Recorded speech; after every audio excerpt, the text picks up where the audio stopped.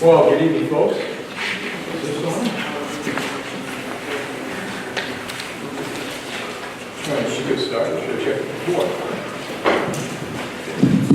Okay.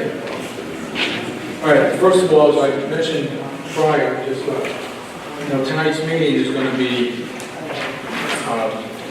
major positives on the waiver report and so forth, and that is we have that copies on the front table. So you grab that, be able to follow along with it. We go through the waivers, as well as the agenda is there as well. But as usual, I have a little bit of an opening narrative. I want to take a moment tonight to speak directly to our residents, because I know how strongly people feel about this proposed 40B project. Throughout this Pine Oak Village 4 hearing process, the board has heard the frustration and the concern.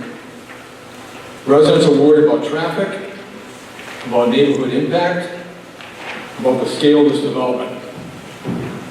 Tonight, we'll be reviewing an extensive list of proposed waivers, which might add to the feeling of some folks that this process in the zoning board is selling you out. I want to be very clear that that is not what's happening.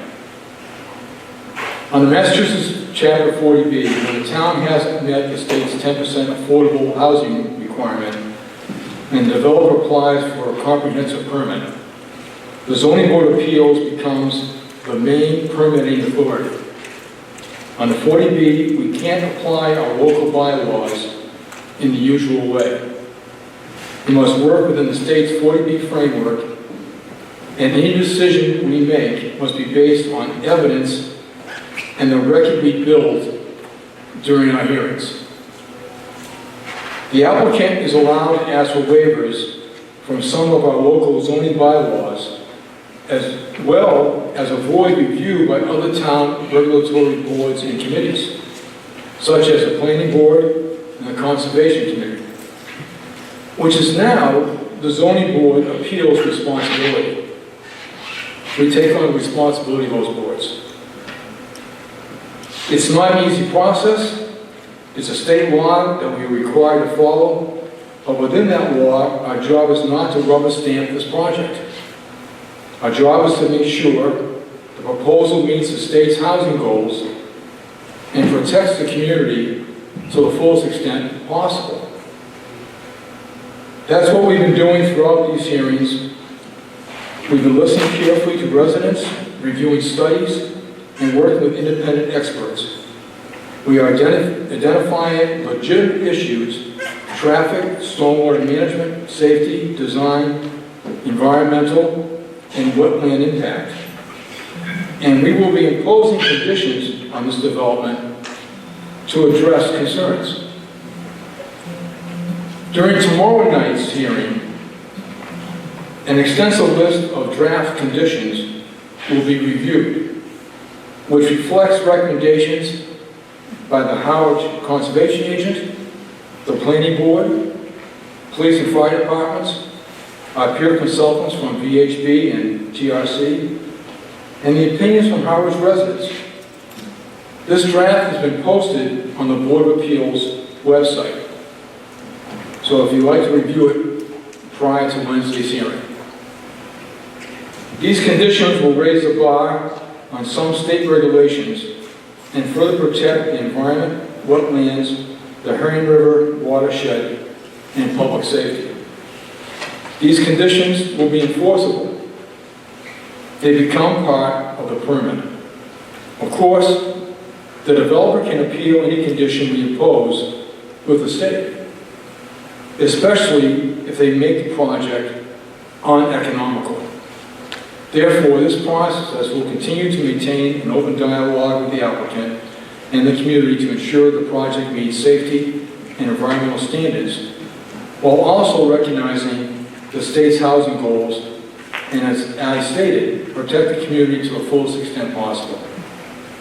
In summary, when people ask, Why doesn't the board just say no? The answer is because the law doesn't allow us to deny a 40B simply because it's controversial or unpopular. A denial must be supported by clear, defensible findings that show real health, safety, or environmental risks that cannot be mitigated. If we deny without that legal basis, the state will overturn it, and we'll lose the chance to negotiate conditions and those protections entirely. By staying engaged in this process, we keep our seat at the table and protect the community's interests as strongly as the law allows. So please know, we're not giving in. We're governing. We're working within the law to make this project better, safer, and more responsible for Harwich. Your input has been valuable, and we're listening. We all want the same thing, a town that grows responsibly, respects its character, and meets its housing needs without losing what makes it special. Thank you.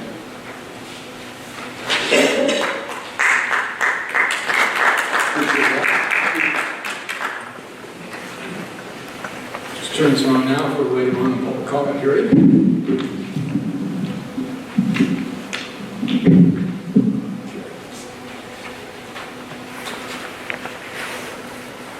Al, would you read the United States, please? Case number 2025-20. You close it, put it out, please. Case number 2025-21. Queen Anne Acres LLC and Mid-Cape Church Homes Inc. doing business as Pine Oaks Village Homes. The case has been continued from September 24th hearing.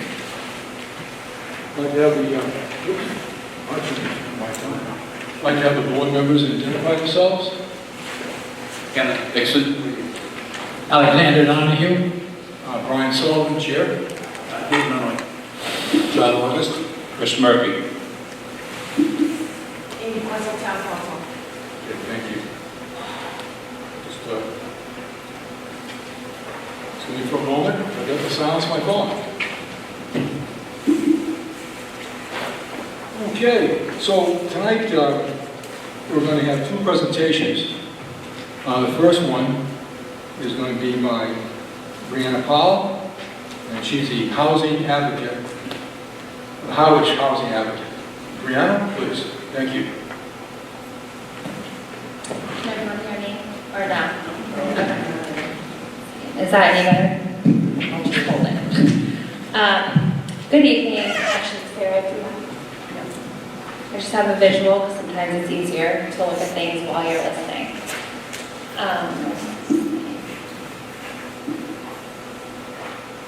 Okay. Good evening. My name is Brianna Powell, and I'm here on behalf of the Housing Advocacy Department. Thank you for the opportunity to speak tonight about the Pine Oaks Village Phase 4 proposal. Our department has reviewed the materials and conducted a site visit, and I'd like to highlight a few key considerations as well as share some context about Harwich's housing needs and progress towards meeting those needs as you wrap up your review. First, the numbers. Right now, only 5% of Harwich's housing stock is considered affordable under the state's subsidized housing inventory. That's just half of the 10% goal required by Chapter 40B. Pine Oaks Villages 1, 2, and 3 already make up about half of the affordable units on the subsidized housing inventory for Harwich. If this new project were approved, Harwich's affordable housing percentage would increase to 8.3%, which is a jump of more than 3%. That's significant progress toward meeting our state's requirements and, more importantly, towards meeting the needs of our neighbors. Next, the human impact. Our housing production plan tells us that affordable rentals are urgently needed in Harwich. Service sector and seasonal workers, many of whom are the backbone of our local economy, cannot afford current market rents. A median income renter in Harwich could afford about $1,045 a month, yet the average rent is closer to $2,400. That's more than double. Hundreds of applicants are already waiting for subsidized units that rarely turn over, and while they wait, they're burdened by their housing costs. Among low-income Harwich renter households, more than 500 are considered to be cost burdened, meaning they pay over 30% of their income on housing costs, and nearly 300 households are considered severely cost burdened, paying more than half of their income on housing. That leaves individuals and families making painful trade-offs, choosing between rent, groceries, medical bills, or even car repairs. Behind the numbers are real people, our teachers, health aides, grocery clerks, landscapers, and the workers that keep Harwich running. These are seniors who raise their families here and now find themselves priced out of the communities they help build. Affordable housing means children don't have to change schools mid-year because their parents can't pay the rent. It means workers who support our businesses and institutions can also afford to live here and not commute from over the bridge. When we talk about affordable housing, we're not just talking about units. We are talking about stability, dignity, and the ability for individuals and families to become and remain part of this community. Lastly, transportation. We know transportation access is critical for residents in affordable housing, as it is for all of our residents. The proposed site is not in a walkable area, and Queen Anne Road is unsafe for pedestrians in its current state. Access to groceries, schools, doctors' offices, and public buildings requires more than a mile of travel, which can cause barriers for residents who do not have reliable cars or have mobility challenges. While Pine Oaks Village has been in discussions with Cape Cod RTA about a bus stop at the community building, the current plan would only provide limited service. Residents may need to travel to multiple destinations at different times, and a request-based pickup system may not fully meet their needs. Without reliable transportation, residents could face isolation, difficulty accessing jobs, and higher living costs, which undermines the very affordability this project seeks to provide. Recommendations. To strengthen this proposal and ensure long-term community benefit, we respectfully recommend the following. Affordable housing in perpetuity. The affordable units should remain affordable in perpetuity to ensure they continue to serve Harwich residents for generations to come and remain on the state's subsidized housing inventory. Transportation readiness. A fixed and accessible RTA bus route with a stop at the development should be established and fully operational prior to occupancy. Safe sidewalks, crosswalks, and clear access routes to bus stop should also be incorporated into the plan to ensure safe, equitable mobility for residents. In closing, Pine Oaks Village 4 has the potential to make a real difference in Harwich. It addresses a documented housing need, moves us closer to compliance with state requirement, and most importantly, offers individuals and families the chance to live and thrive here without being crushed by housing costs. We urge the board to weigh not only numbers, but also the human stories behind them. Affordable housing is about ensuring that teachers, service workers, seniors, and young families can continue to call Harwich home. Thank you for your time, and I'm happy to answer any questions.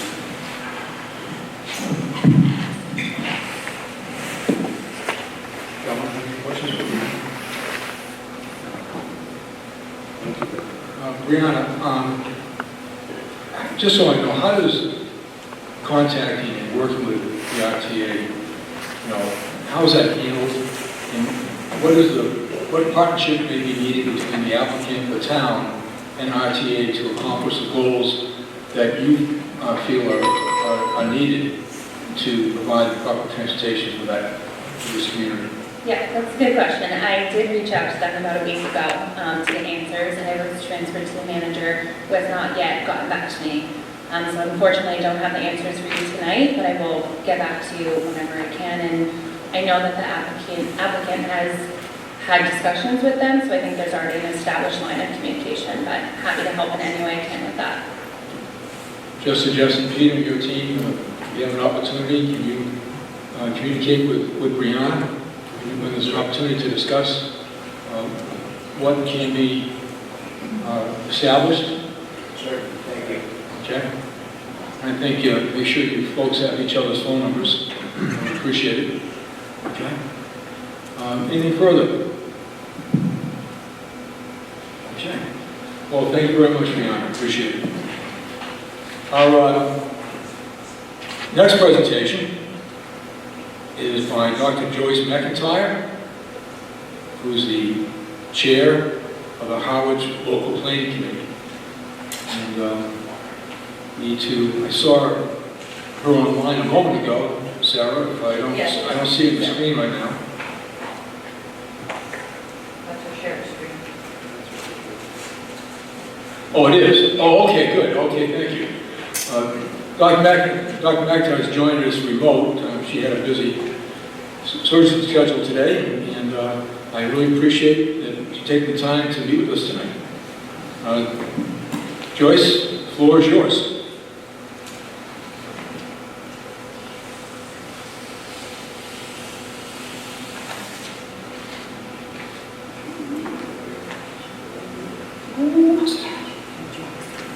Hi, everyone. Thank you to the Zoning Board of Appeals. Thank you, Brianna, Chair Sullivan, the entire town of Harwich for the opportunity to participate. As Brian said, my apologies, I can't be with you home in person this evening. Been operating in Worcester today and tomorrow, and those cases were long scheduled, so not easily moved. But it is incredibly important that you hear about the local comprehensive plan, the housing production plan. Those two plans were literally made for these kind of deliberations, so happy we can leverage this technology. Are you able to hear me okay? Yes, we hear you just fine, Joyce. Okay, and you can see my slides? Yes. Perfect, okay. So briefly, what we're going to talk about, I'll give you some background on the LCP, the housing production plan, the committee process, and the state mandated structure of the plan, because just as it said, very correctly, the 40B law, 10% of housing being affordable, we are also required by the Commonwealth to have a housing production plan and a comprehensive plan, and what is in those plans is very specific, and there is some inherent tension between these two sort of issues, and I'll talk about that and answer any questions. There's some specific applications to the 40B comprehensive permit application, and specifically from Pine Oaks, and then I'll give you. So I'm going to tell you about the process and what's in the plan, and then talk about some specific recommendations, which Chair Sullivan had asked for. So, you guys have all paid for this plan, $240,000. 3.5 years later, the $240,000 all went to the consultant, Time Bond. You have 11 committed committee members who have participated in this, and thousands of you, the residents of Harwich, have participated and contributed to the plan. So, to be approved, there's a convention to these plans, how they're put together by the Commonwealth, by Cape Cod Commission, and they're broken. And I've learned about this as a layperson, volunteer. There's broken into 3 systems: natural systems, built systems, and community systems. You can see here these categories. And inherent in the plan is information and deliberation that's specific to Harwich in these 3 categories. And these are then, we'll come back to these when I talk about our recommendations. So natural systems, built systems, and community systems. Again, these are required by the state. The local comprehensive plan, when Harwich put this out to bid, we needed 3 plans. And we thought, town administration thought, let's do all of them at once because they're related. So housing production plan specifically related to housing. There's a lot of, all of these are available online, public record. Housing production plan has a lot of census data in it, has a lot of income data, has a lot of state of our housing stock, has strategies to address what we all agree is a critical housing shortage. Open space and rec plan is not pertinent per se tonight, but Joyce, excuse me, can I interrupt 1 second? But that was part of the plan, and those 2 plans fit into the larger comprehensive plan. So, the plan is supposed to be, where is Harwich going in the next 10 years? A bit about this process. We were all appointed by the select board in 2022, so we've been at it more than 3 years. That's 3 town planners ago. So we got less than them. consultant that came on board in 2023. Just to broadly understand the process, we started with a general sort of visioning process by this postcard that you may remember filling out. Telling us what we love about Harwich, what concerns you, what worries you about the future. That was then used to write a very sort of statistically valid, high-quality survey that over 1,000 people responded to in town in a very secure, sort of high-quality way, and that's what some of that money went to. Time Bond sponsored that and ran that. I'll show you some of that data, which then led to multiple visioning sessions with the town, which a lot of you came to, about community visioning, specifically housing, and then the plan was written, again, with all of the meetings, lots of feedback. The housing production plan has been filed with the state this winter as part of the comprehensive plan. Let's see, I jumped forward. So one of the things I think to set the tone in the open comments in those blue postcards was really critically important that the community said over and over again, we hope you listen to us. And we really traded on a lot of community buy-in in participating in that plan, and that is why it's very important I'm here tonight telling you what is in that plan. So we hope you listen to us. That was said over and over again. A bit of data. This is a town that really understands the tensions facing it, and you can see overdevelopment was identified as the first concerns about Harwich's future, right up there with housing affordability. So the zoning board and this whole project should feel validated, right, that this tension is that you're in this very deliberation process that you're addressing is supported by data here. Overdevelopment, housing affordability, as well as degradation of water quality, traffic and congestion, loss of village character, and then climate change concerns. And again, all this data is part of the comprehensive plan, is public, and can be easily referenced. I just pulled out some of the highlights. What are the top challenges facing the town of Harwich? Right up there. Affordable and varied housing types is coming in just below water quality. Drinking water, ponds, estuaries, as well as managing growth, infrastructure improvement. Hey, Joyce, can you hear us? Project, traffic, all that kind of stuff. Joyce, can you hear us? Yes. Can you advance the slides? I am. Are you seeing them? No, we're not seeing them. We still just see the initial slide. Yeah, there we go. It seems like I'm advancing the slides. Not an alright. Do you have it on presentation? Do you have it on presentation mode? I do. I have it from the beginning slideshow. How would you like me to have it? What do you see now?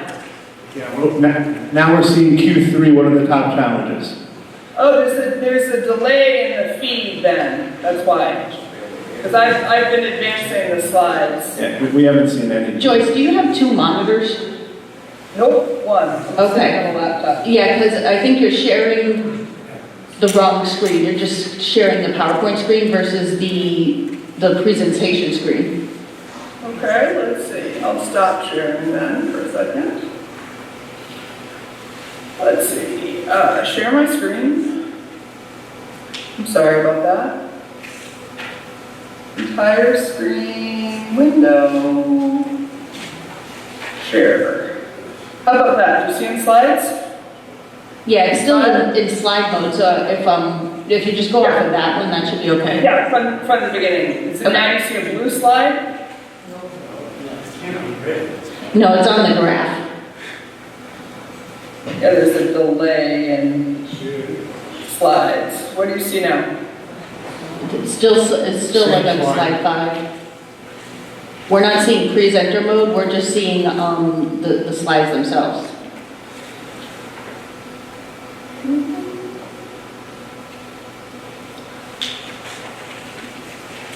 Let's try it again. So if I go to share slides and I go to window and I go to meeting and share, Now I'm just sharing that screen, you don't want to see that. Yeah, so now you're sharing your whole computer screen, but if you pop up PowerPoint, we should be able to see that. All right, let's see. How about that? No, it's still showing you the meeting. Yeah, it's important to see the slides, so we need to figure that out because there's a lot of data here.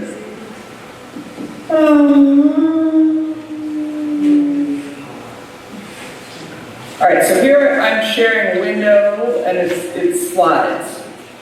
Okay, we're seeing the slides. Yeah, so if you just That's advance fine, this. let's just go with that then. Yeah. Cool, okay? Now do you see like the LCP organization, natural systems, built systems, community systems, you see that? Yes, yes. Okay, all right, so just a quick review. These, what I was going to talk about, these systems are really important. The comprehensive plan, how it fits together. This is the time screen. We hope you listen to us. Data, okay? Overdevelopment, housing affordability, degradation of water quality. Top challenges facing the town of Harwich. Right here, you're on question 5. You seeing that?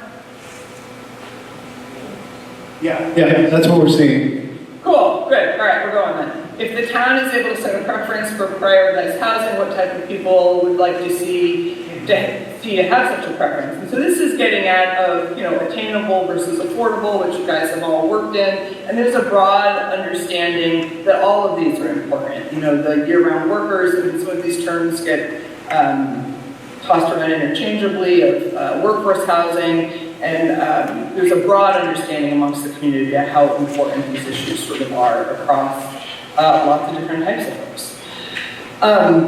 This is if the town is able to set a preference for prioritized housing and what types of housing units should the town focus. And small cottage-style homes, mixed-use properties. This is going to go to some other strategies that come out later in the plan. Housing and commercial together, accessory dwelling units, single-family detached homes,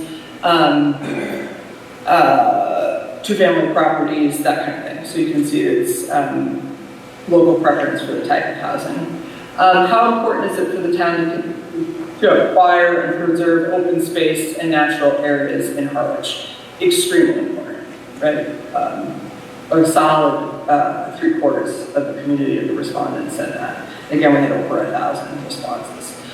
So out of this data came really key challenges. Housing affordability, limited sewer infrastructure as it relates to our water quality, maintaining village identity and character, climate impacts, managing growth and resources. Then using that data, we set, and with the guidance of the consultant, set into these visioning workshops, which a lot of people came to, and again, based on these categories that the state asked for: land use and growth, housing, environmental resource protection, community facilities, infrastructure, started to come up with actions around these priorities. And those actions have then been prioritized in the plan as to where we're going as a community. So, the community vision. In 2050, Harwich is a vibrant and sustainable community that honors its natural beauty, historic charm, and village character. We talk about attainable housing to support economic and community growth. Our commitment to this vision is deeply rooted in the protection of water and natural resources. You have to have a growth policy. I was told this to have this plan approved by the state. I said, we need a growth policy. Yes, you have to have it. And so then the plan adopted and the community adopted. The Harwich growth policy is to meet the future needs of future generations of housing and economic sustainability through strategic investments in infrastructure focused on our 7 unique village areas. Infrastructure and facilities will be implemented at an appropriate scale to protect historic and community character and protect and restore the environment. In the housing production plan, specifically called out, and then there's a bunch of very detailed strategies, because that's what the community asked for, the community really understands how complicated housing is, and asked and gave us a lot of feedback on multiple interventions, which are detailed in the plan. And some have actually already been adopted, including affordable housing tax credit, which hats off to Richard Waystaff and his colleagues for getting that done, to variety, all sorts of interventions in that plan. So, but an important call out, housing production and regulatory activities should promote smart growth principles. So both the production and the regulation of housing should promote smart growth principles to the greatest extent feasible, including redeveloping existing properties, guiding growth in line with the availability of infrastructure, including sewers and roads, and revitalizing villages which are more conducive to somewhat greater density, walkability, less reliance on cars, and access to goods and services. In this discussion, I think it's worth saying this is not an NIMBY situation. This is a community that truly understands the complexity of housing affordability, that it's a national problem and how it uniquely applies to our seasonal economy and our very small town.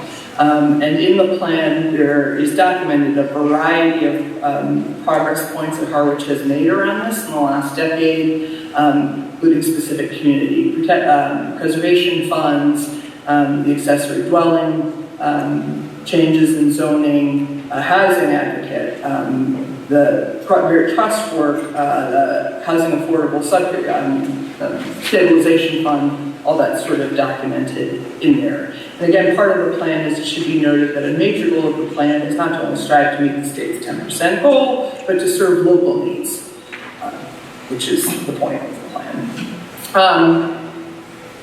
Smart growth principles, which are again all those strategies in the plan, are based on this, and then I'm going to get into some specific things. Redevelopment of existing structures in village areas to promote area revitalization, mixed-use development in appropriate locations, redevelopment of non-residential properties into residential use, smaller scatter site infill housing in existing neighborhoods, including cottage-style pocket neighborhoods or starter homes, and cluster development that requires the preservation of open space. And because Harwich residents are so smart, that's where those strategies come from. Because, as I've tried to show you, you can see in astonishing detail when you get into the plans themselves, I tried to give you a summary, that our people, our environment, our water, our housing, and everything else that makes Harwich is truly all connected. With that, I want to transition a little bit to the recommendations. And I want to use this a little bit of a disclaimer. I was made by this community, and specifically Harwich Sports taught me to be respectful and honest and direct. And I really appreciate the complexity and the service that the committee, the ZBA, is undertaking, and that the town is undertaking together. And I want to really offer a respect and thankfulness for that. And my point in sort of speaking about some specific recommendations is to reflect back what the community has told us, reference that data and the facts that are in the survey, in the LCP, and the housing production plan. And, we are lucky enough, the committee is lucky enough to have a really outstanding town attorney and the town council. And in something as complex as this, I want to encourage you to use her expertise, which I know you are. But as I make these recommendations, obviously, in something this complex, the attorney is a vital member of the team. I want to start off with any project of this size in North Harwich without a thorough documentation of the Cape Verdean traditional community in this area, our traditional community of color, and an area where our town elders still live, and this important aspect of Harwich still calls home, is astonishing to me. And the specific part of the plan, again mandated by the state, that this fits into is community character and cultural heritage. So I want, those pictures are really important in the back there. HPMC is the Harwich Portuguese Men's Club. This is the train station in North Harwich, the turn of the century. So a specific condition that the committee would request based on the community character and cultural heritage parts of the plan that again are mandated by the state. At the very least, a professional summary of the Cape Verdean history in North Harwich, performed by a professional historian with the input of the Harwich Historical Commission, the Harwich Historical Society, and with strong local Cape Verdean representation. And this history is key to this area and any development proposed in this area, and probably why this, and it is, why some of this project hits really hard, because if you know the history in terms of leprosy isolation in North Harwich, it's a pretty ugly history of non-funded schools in the area, and we're not talking that long ago, as well as aggressive use of eminent domain by the town in part of this part of town. That's key. And cannot be dismissed. And again, that's the kind of detail and community character and cultural heritage that is supposed to go into these kind of plans and these kind of projects. I would ask that the review, that report be reviewed by the Suffolk Law's Housing Discrimination and Testing Program, which is part of the Center for Housing and Justice and Policy, again aimed at this very work. It's funded by the state and housed in Suffolk Law, or the equivalent, and that report should be part of a formal notification of the Massachusetts Executive Office of Housing and Livable Communities. The second thing, Sand Pond, Herring River. Many of us learned to swim in Sand Pond. I learned to swim, I learned how to sail and swim in Sand Pond. Large parts of the year, Sand Pond is not swimmable, is closed. That is a change. That is development, climate change happening, overdevelopment right in front of us. I'm not that old, I'm 45, so just in the blink of an eye. I think the conservation agents' recommendations address these well. We would support all of those, including but not limited to filing a groundwater discharge permit with the DEP, demonstrating there will not be an increase of nitrogen loading both into the Herring River, Sand Pond, and any other downriver southern water body of this development. Again, speaking candidly and respectfully, it feels when the developer is doing wastewater calculations 100 gallons short of what will take them to the next level, that is hard to take in terms of good faith. I mean, you run to like a few extra showers and a load of laundry and we're over this, I think that's worth visiting on behalf of the ZBA. And, again, I respect what you're restricted by, the rules that you're restricted by, and I would explore that thoroughly with the attorney, requiring potentially water treatment immediately and not this Title V when we're talking that we're 100 gallons short. I mean, that does not feel good.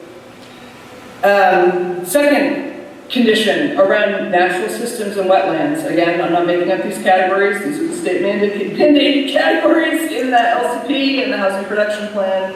Natural systems and wetlands, wildlife and plant habitat. I think it is critical that we believe our citizens. I know there's a lot of letters and documentation from the folks that know those woods, that 34 pristine acres that are undeveloped, that only have one non-invasive plant in them based on the conservation agent. I think we should believe them. And the conservation agent's conditions, including the U.S. Fish and Wildlife Service IPAC determination, is very, very, very reasonable, particularly when there's been so much local documentation of truly what's in those 34 acres.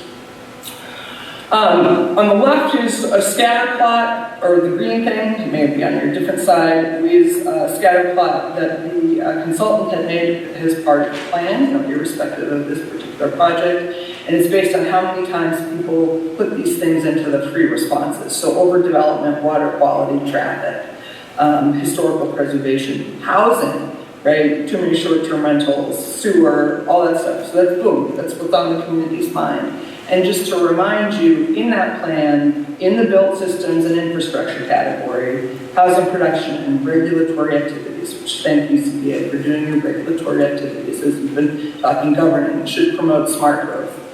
Principles to the greatest extent feasible, including redeveloping existing properties, guiding growth in line with infrastructure, sewer and roads, and revitalizing the villages that are walkable or close. So based on those conditions, the built systems and infrastructure, I encourage you to, fully explore. I get the complexity of what you're undertaking, and thank you for doing it. Within the full limits of the law, fully explore limiting the size of this project, fully explore limiting the scope of the permitting. 243 units of anything, anywhere in Harwich, I've said this before, is mind-boggling scale. Again, for the developer coming in good faith, a non-condescending traffic study, at different times, when we're all going to the dump on different days, in different, when people are commuting to work, is, again, I think a bare minimum condition. Compelling, an understanding of the community, how the developer is potentially compelled for financial commitment to infrastructure improvements, which Brianna so eloquently articulated, at a minimum sidewalks.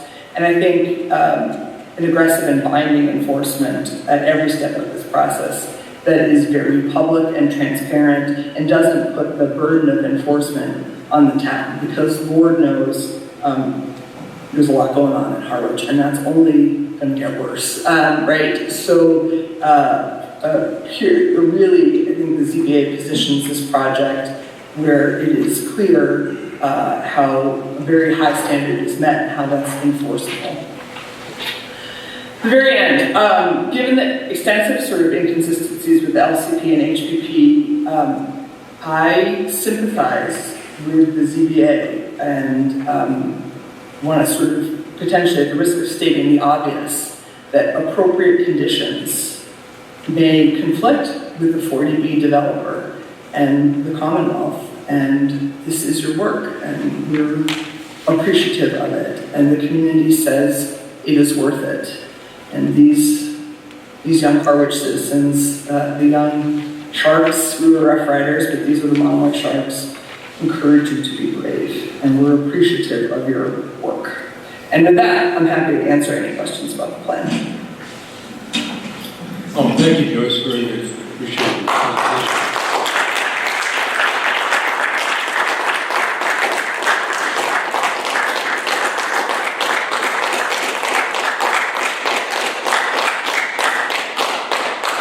Obviously, everything you and your committee has done represents a lot of hard work, and I know Harwich will benefit from these programs. Before I forget, we have one board member, Marilyn Ratz, who is not here tonight in person, but she is viewing the hearing tonight online. And Sarah, you need to mention unmute Marilyn. Okay. Okay. Well, thank you. Yeah, she's able to mute and unmute herself. Oh, okay. All right. Well, thank you. Okay. All right. Other questions?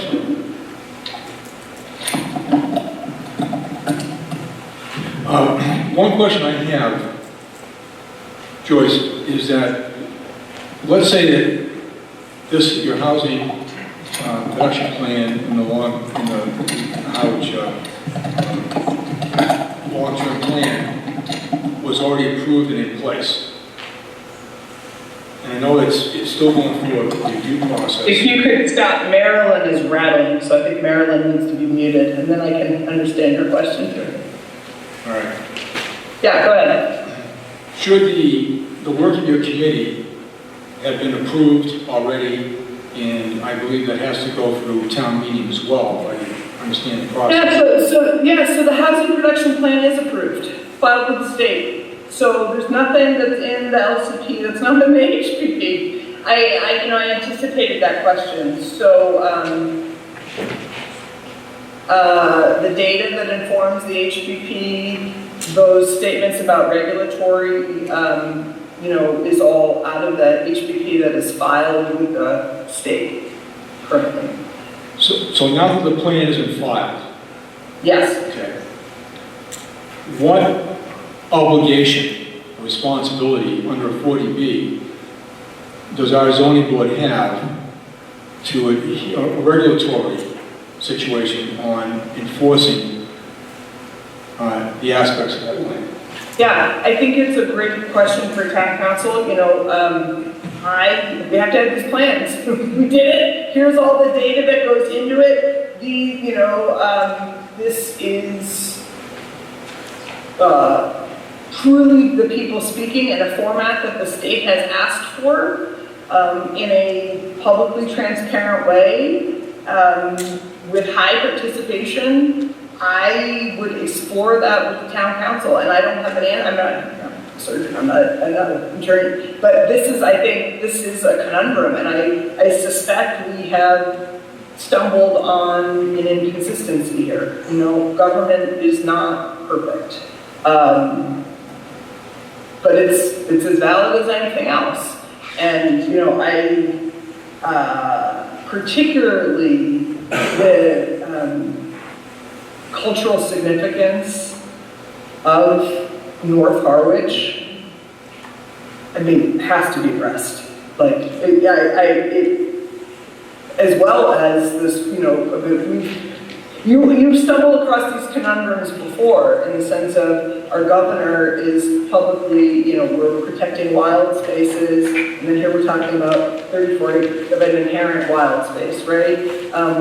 The Herring River, Sand Pond is no longer swimmable. The Herring River is a state mandated reduce the nitrogen load area, and yet this. So it's an inherent conundrum that I think my goal is to highlight for you and give all the data I have, and then take it up with the professionals. Well, thank you. Any members, any questions for Joyce? All right, Ron. Thank you, Mr. Chairman. Again, for the record, Peter Freeman, attorney for the applicant. I don't have any long statement in response. I would thank Dr. McIntyre as well as your housing advocate, Brianna, for the presentations. And in large part, I think we can agree. It really is going to come down to a lot of the conditions and the drafts that you've done. We'll discuss that tomorrow night. We can go over those. There's a lot of reasonable conditions. I would just remind the board that within the housing production plan, there are several things that support this project. One is several times talking about the need to attain the 10% under 40B, which, as Brianna said, this project largely does. Now, that's general. That doesn't obviate the need for you to scrutinize, as you have done, in very thorough hearings, which we appreciate, but it is something that this project will help achieve more than anything else. That's one thing. The report, or rather the housing production plan, is also replete with references for the need for rental housing. It even talks about aiming as a goal, and then strategies for about 20% of the new housing, affordable housing, to be home ownership. So the need for rental housing is a very key thing in your housing production plan. And there are many other things, but I don't want to take much time, at least tonight. One other thing I will highlight is that your housing production plan also calls for mixed income, not just the 40B mandated income. Household income is at up to 80% of AMI, but other AMI levels such as 100% and 120%. And I would just remind the board that we indeed have, we have units that are above the 80%. We have 22 units that are aimed at 110% of AMI, and 27 units at 100% of AMI. So that's another key specific ingredient of your housing production plan that we do address really very substantially, because that's a total of 49 units, if I can add correctly. Yes, 49 units that are above the 80%.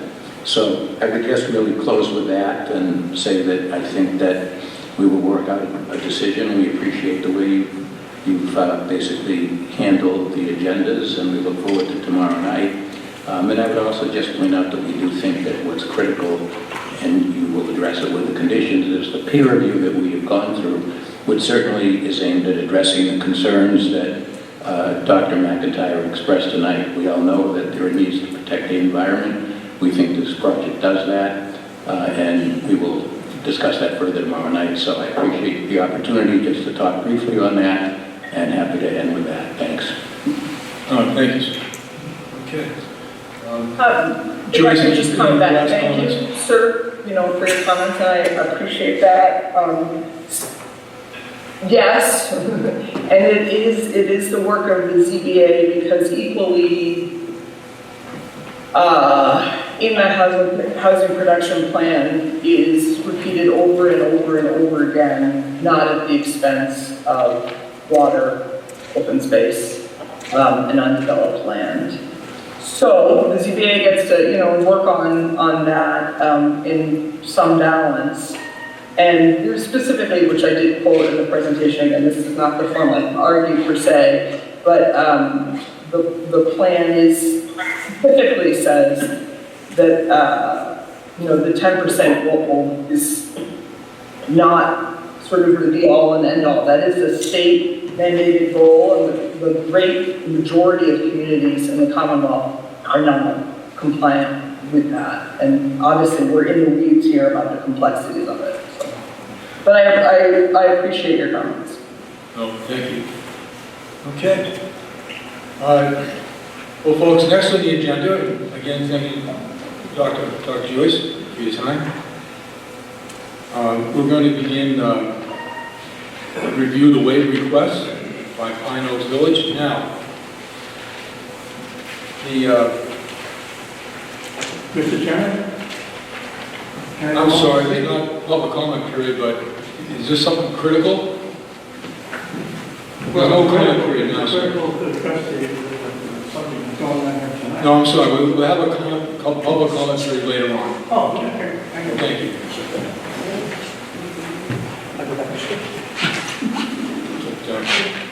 I appreciate the enthusiasm to begin. All right, we will get there. All right, so, folks, I think everyone has the memorandum that I put out earlier this afternoon regarding an order.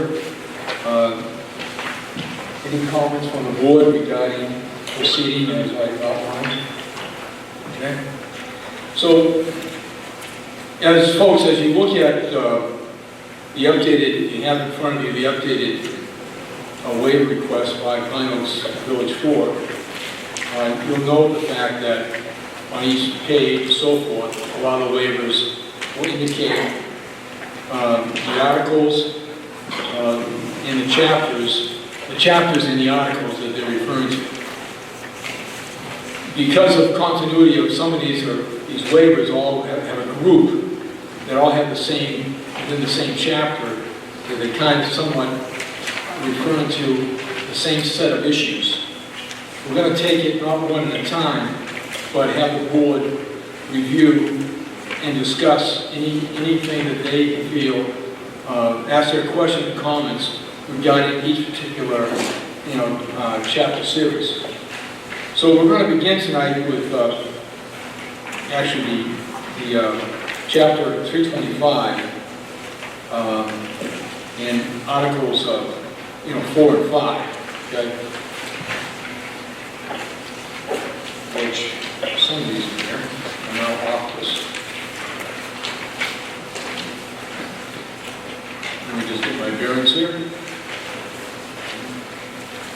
So Article 4 is interpretation applications, and the issues involved here are to waive to allow the buildings, uses, and others otherwise allowed in the zoning bylaw, waive to allow multifamily residential uses in buildings, waive to allow multifamily residential uses in buildings,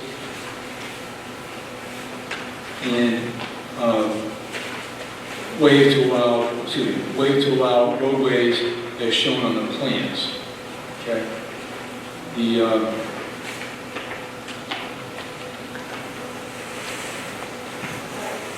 Now, on these initial waiver requests, are there any questions that the board has? Discuss among themselves, or have questions for the applicant?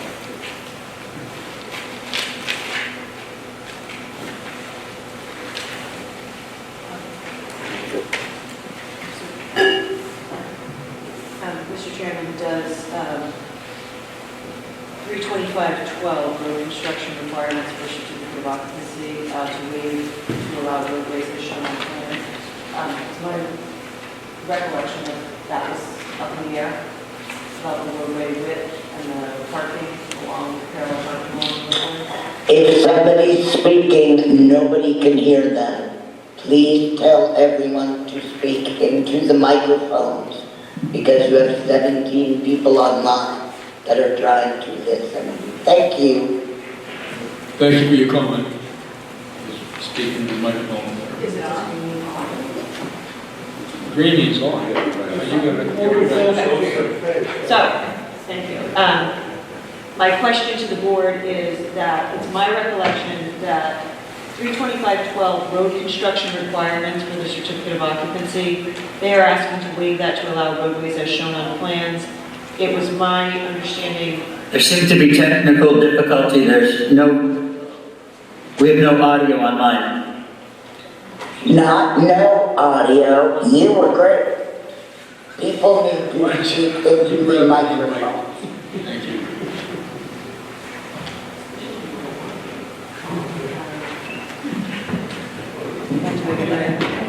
This one? Okay, thank you. Okay, for the third time, ready? 32512 You road need construction. to speak into a microphone. Sarah, let's do people. I'm trying to mute them and they keep on muting themselves. Can other people hear me online? Is it just her? There's just a couple that can't hear, but. Getting it, I think, closer to your mouth, you're not well heard online. Okay, is that better? That's good.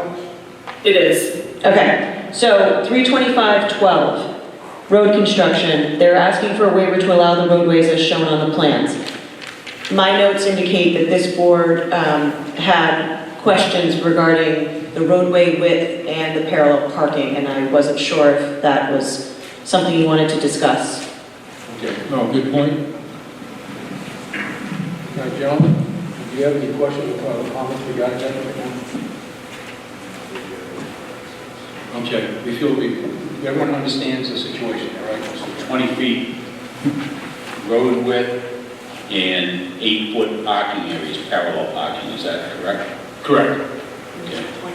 Mr. Chairman, just to help you, happy to discuss it now, but those details actually come, correct me, Rich, if I'm wrong, later under the parking requirements. Yeah, And the road width, I think, is in the subdivision regs. So, as I said, happy to discuss it now, but it may be more focused if we wait until it appears in the later waiver requests.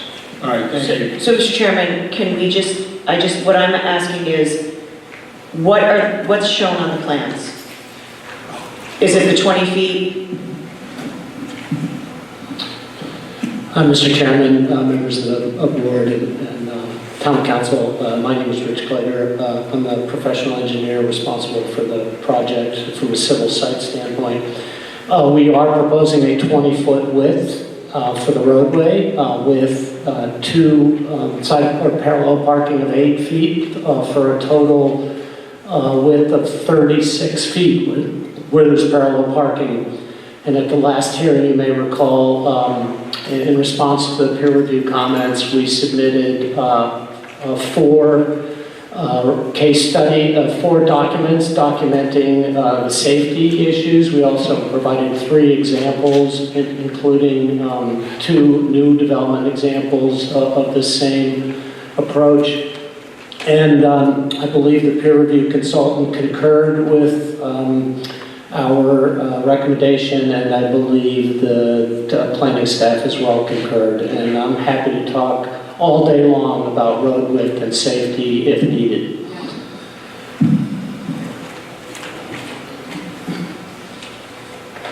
Thank you.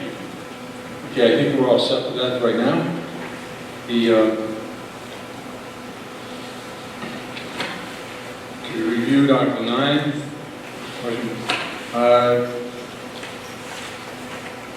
I'm going to look at the table, waive to allow multifamily residential use of buildings. I think we're all set on that question, correct? Yeah. All right.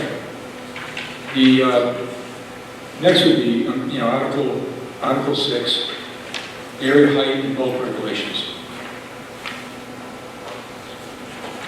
So those include waive to allow buildings as shown on the plan, waive to allow the buildings as shown on the plan as described in the article. The applicant requests a waiver from minimum lot width along the front yard setbacks lines and maximum shopping number 22. The applicant requests a waiver to allow more than one dwelling unit per lot. Any questions for the applicant or discussion with the board? Just trying to understand on the 325-18, the shopping number and everything. I realize that the property was acquired in a bunch of different chunks, but at some point, wouldn't there be a merger of lots that would basically obviate that question and make it moot? The short answer is, you're right as to acquiring the parcel, but what we specifically asked for, and we have the plans that show the proposed subdivision, is that we ask you to endorse as your approval, part of your approval, the subdivision plan that will create the 5 new lots that are not the same as all the various parcels that we assembled. So you're right to ask that question. I think one of the notations that in the large annotated version that we submitted, Horsley Witten pointed out that the minimum lot width waivers are needed because of internal lots created for the 5 phases for financing purposes. So it really relates to the phasing, and which, as we said at the outset, is really because of financing and developing it over time. Thanks. Thank you. You also have one question? All right, that was, let's see here. Then going down further, and the applicant requests a waiver from the front side and rear minimum required property setbacks. The applicant proposes that the minimum front side and rear setbacks are shown on the table on page 3 of this report. Basically, is the report. Any questions, gentlemen? Again, tonight, folks, we're not making decisions. We're making sure the board understands what's being applied for, and later on we'll be going through it. But tonight's viewpoint is understanding, make sure that the board has been doing a lot of work on these waivers prior to these meetings. But we want to make sure that we all understand what's happening, so that eventually when we make a decision on these waivers, we'll have all the information that's available to both the applicant, our peer review people, as well as our discussion amongst ourselves. Brian? Yes, Marilyn. Brian? Yes, Marilyn. This is Marilyn Ross. Those of us online cannot hear any of you. We heard the attorney for the project fairly clearly. The rest of you were not hearing far enough. Please, if you all can put the microphones right at your mouth, please. Thank you. Thank you, Marilyn. Can you hear that? It's still very low. Well, that's the best I can do. And I've got it right. Those individual microphones seem to work the best.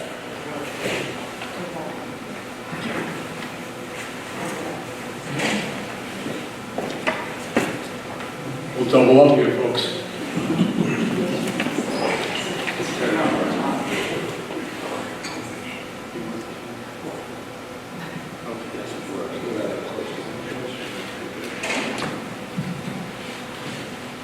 Okay. Rolling right along here. All right, next up is Article 9, regarding off-street parking and loading requirements. Any questions regarding this, folks?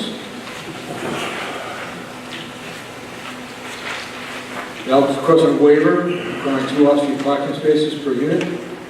From that, the applicant is proposing 1.5 off-street parkings on the street. 32542, the applicant requests a waiver of the parking space dimensions under 32542.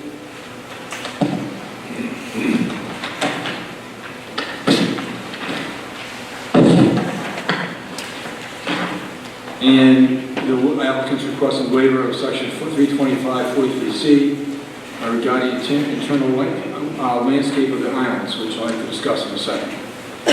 Any questions?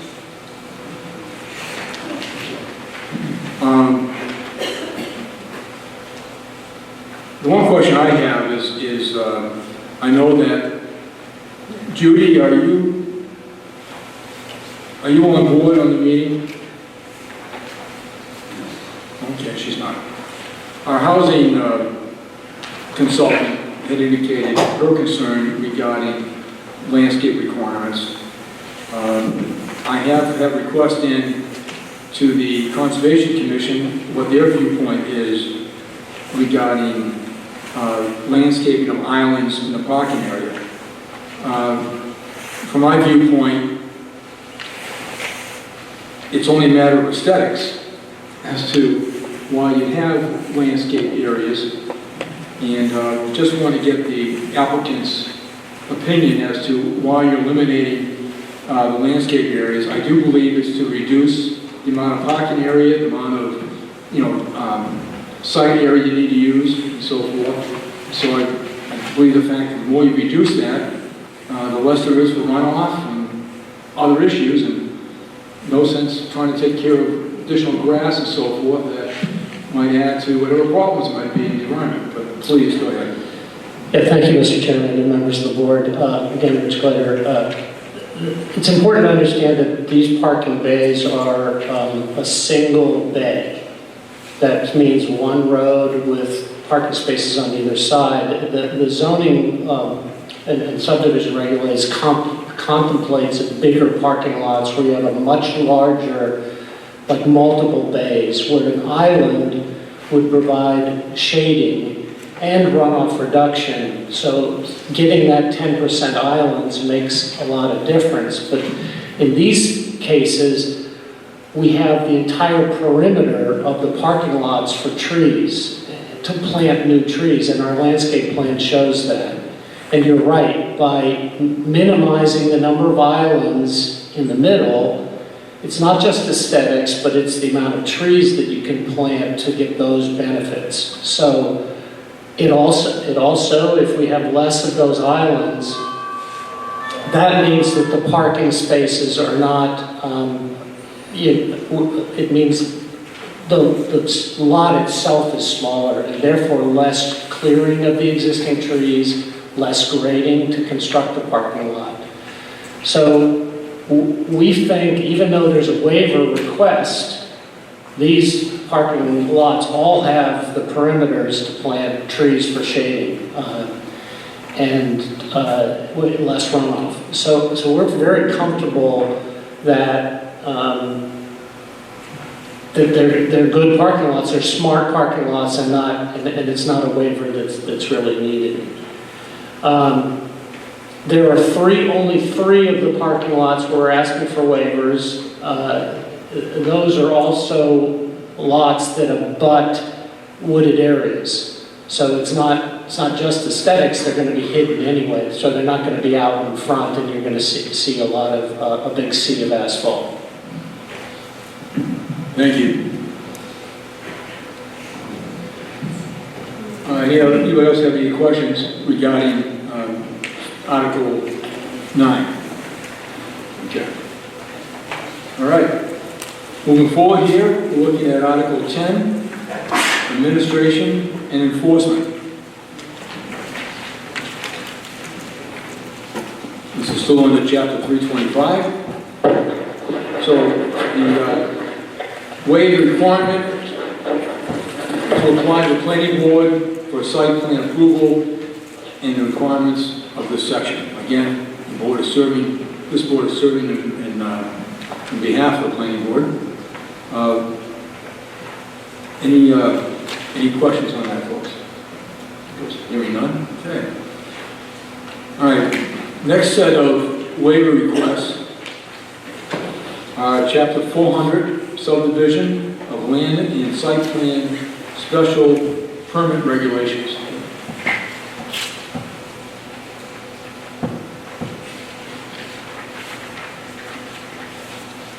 So here we're going to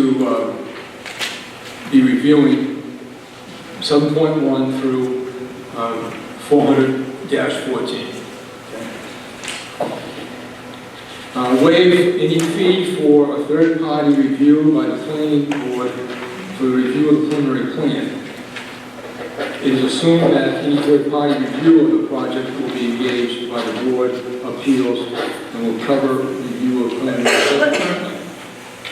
I don't quite understand that one totally, because I think we've already had to be reviewed. Right, I think what our request was stated with the initial application before peer review was conducted. So this just basically affirms that, you know, we know there's peer review with just through you folks. Thank you, just want to make sure that, okay. Waive in its entirety as a preliminary subdivision plan is required to be submitted to the Board of Appeals with a 40B application. That's all taken care of. And I believe 411, I don't need to read that. I don't see any problems. Well, I don't have any questions. Do we have any questions? Okay. And on the final section, 412, design standards of the new roadways, which we just started discussing a moment ago. Clearly regarding that, I personally feel the fact that I'm satisfied that the 20-foot roads and 8-foot parking, or parallel parking, as well as the 22-foot connector roads. Anybody have any questions? They want to further review that? Yes? I'm afraid this probably isn't going to work for everybody online. But, Mr. Chairman, this is where the discussion comes up of 100 feet versus 400 feet versus 50 foot. This is under 400-12. That needs to be addressed.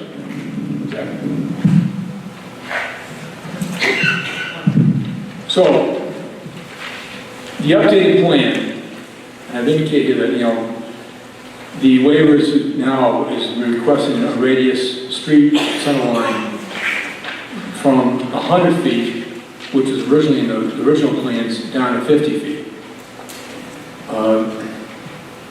In discussion, communication between our planning director and the fire chief has requested a review of the revised plan.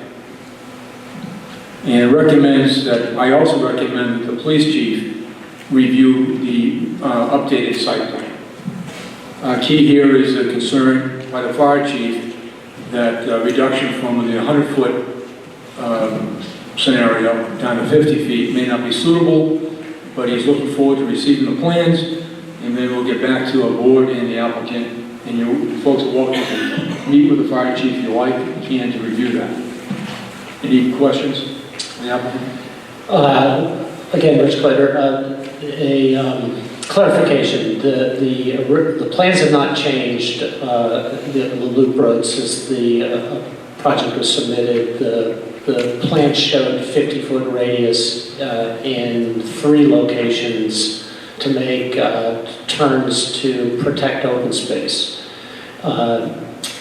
We didn't identify the waiver properly, so the clarification here is the waiver should be a 50-foot. We had 100-foot as the minimum. So that was an error in the application. The plans were submitted to the fire department in July for their review, and as we've stated on the record at previous hearings, we had a conversation with the fire department, and they were satisfied with the turning movements. The plans submitted to your office and the fire department show those. They're included in the documents that were submitted, show all the turning movements of the fire vehicles. That said, when we heard today that there may be a concern from the fire department, we will meet with them and go through the software that documents the fire truck going through the neighborhood and that it can meet the fire safety requirements. Excellent. That's all. And we'll do what you guys do. And we'll try and get them to give you a response.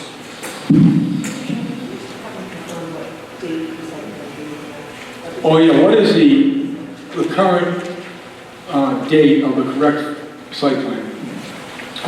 Okay, the latest site plan of record were submitted on 9/15/22, prior to the last hearing.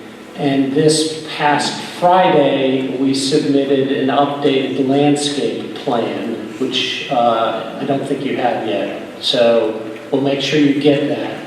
I believe we have a landscape plan. You do have it? Yes. Okay.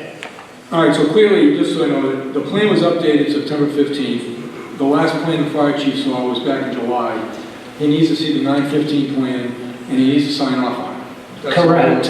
The 9/15 plan updated things not different than what the fire chief approved, but that's fine. That's fine. We'll get it. I don't care. Yep. I need to have him update the final plan. Yep. Got it. And also the police chief. I want him to review it as well. Yep. Just get a sign off. Chief of police, yep, got it. Thank you.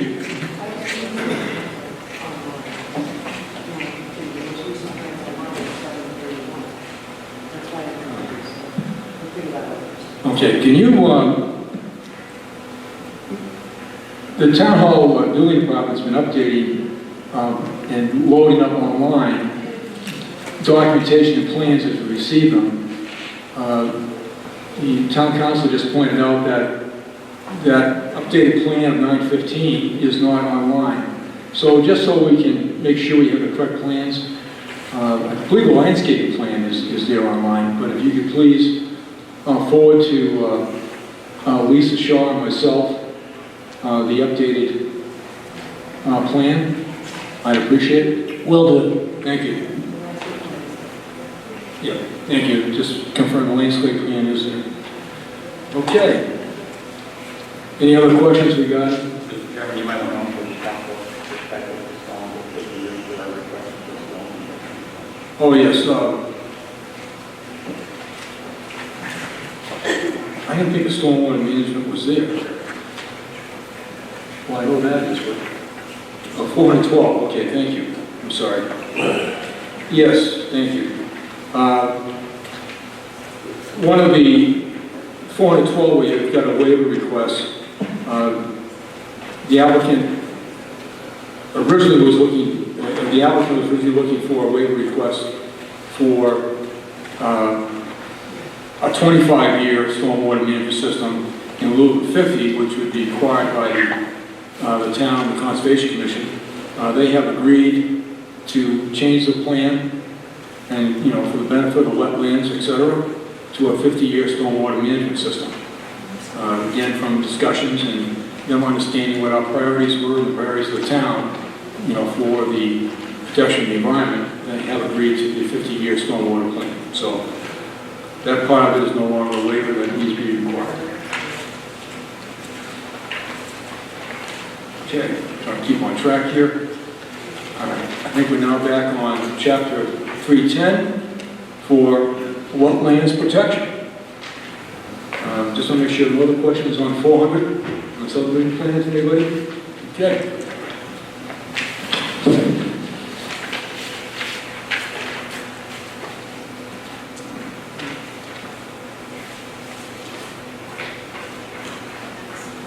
Chapter 310, wetland protections.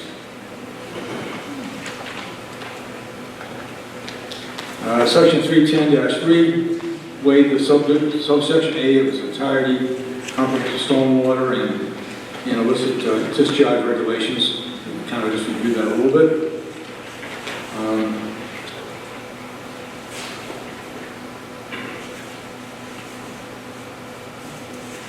There was a comment in the waiver indicating the fact that projects are exempt from these regulations because the project will be reviewed under the jurisdiction of the State Wetlands Protection Act, therefore no waiver is required, provided, however, to the extent that may be deemed applicable and without waiving the generality of the foregoing. And the legal language here, folks, waivers are requested for the following, and we're going to discuss those in a second. But so basically, because of 40B, there's the State Departments, the wetlands and so forth, they're in charge. Just like we mentioned, these are situations, as we told the applicant, we were going to the state only required 25-year. We indicate the applicant reasons why we wanted a 50-year, and which would be raising the bar over the state requirements. So the jurisdiction is by the state. Conditions that we're going to be also be offering, other issues here on wetlands, we'll be trying to raise the bar over the state requirements. So we have section, gentlemen, going through it. I think you all read this. The next step is section 69 on review regarding the NPDES, which is the National Pollutants Discharge Elimination System, and SWPPP, which is reports for a stormwater protection plan and program. Now, VHB has indicated to us that we should, they were confused, or actually aren't sure, as to whether or not our board can waive those requirements, and I'm sure that even the state can waive them because they have federal regulations. So can you just address that briefly and how we go about that approval process? Sure. Peter Freeman again for the record. I don't remember exactly how VHB put it, but just to give a full explanation, under the State Wetlands Protection Act, we're not asking for any waivers. You don't have the authority to grant waivers. We will be applying to the Conservation Commission, and we believe we will comply with what's required in order to receive a positive order of conditions. The question that your local bylaw addresses relates to the NPDES, NIPD's National Pollutant Elimination, and also SWIP, the Stormwater Prevention Plans. And basically what we're saying, my recollection is that VHB agreed, I don't want to say I'm 100% sure, but it's really a timing issue. It's really premature to have to do that now and to submit them to the local Conservation Commission, because it's a federal process. You submit them to the, I believe, Army General Corps, it's a general condition construction permit, and you go through both EPA and the Army Corps of Engineers. So all we're saying is, we know we have to do that. You can put a condition in that says we have to comply with those federal laws, but we don't think it's appropriate to have to go to the local Conservation Commission to submit the plan and have it approved. Understood. Anybody have any questions on that? Amy? I agree. Okay. Excellent. John, anybody else? Marilyn, you all set on that as well? Yes. Thank you. Yes.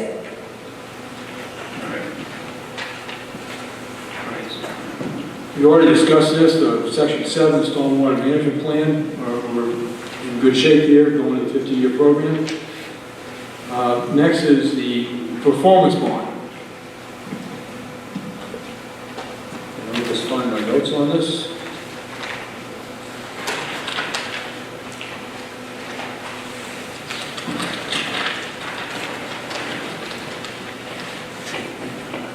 The applicant has asked for a waiver for the requirement to submit a surety or cash bond or other means of security acceptable to the town prior to the issuance of a building permit for the construction and development requiring a stormwater management facility.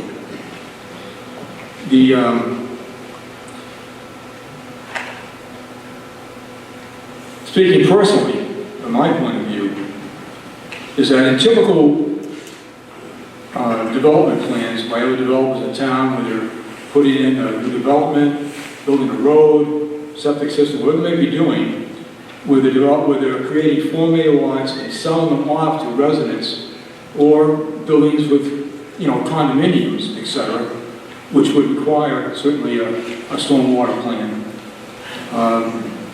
Those residents need protection, and that's why the town would do a surety bond to require, have the bond in case the developer failed to complete the road or complete the septic system. In my viewpoint here, the town, and I'm about the opinion of the town council, the town has the final card in the fact that these things aren't completed they don't get an occupancy permit to rent apartment one.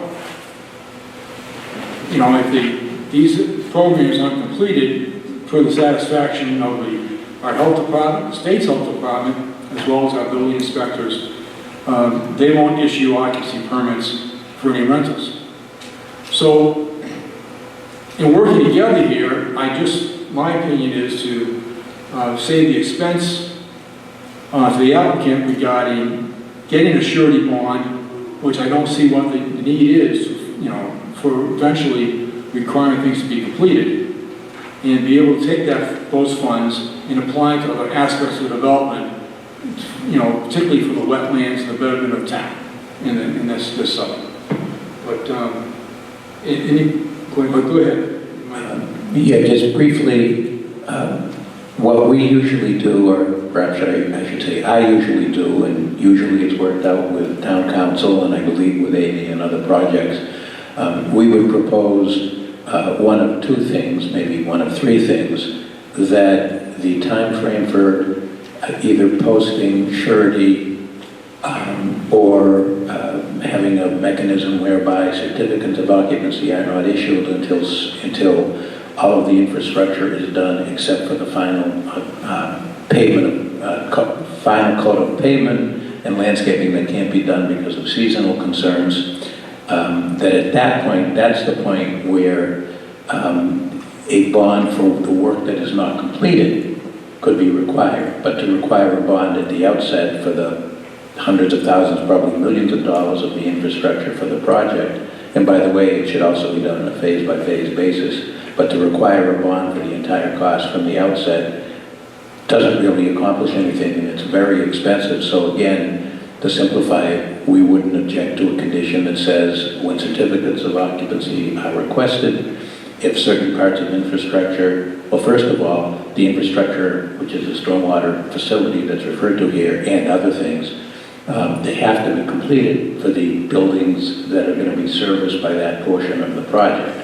So it's not like there would be any compromise to the integrity of occupying buildings, but to the extent that certain aspects aren't built that are needed, there would be an amount that would be analyzed as to what's required, how many dollars are required to complete it, and at that point a bond could be, or other surety.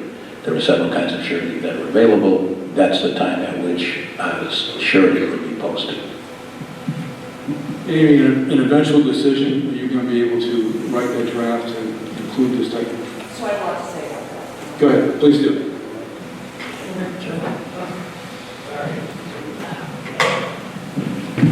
Thank you. Again, Amy Questle, Town Council. So the problem with using the occupancy permit as your safety net is that under the regulations 760 CMR 56, the units come on and off the SHI. So once this comprehensive permit is filed with the town clerk, we get all 242 units on the SHI for 1 year. And if a building permit is issued within the 1 year, they stay on the SHI.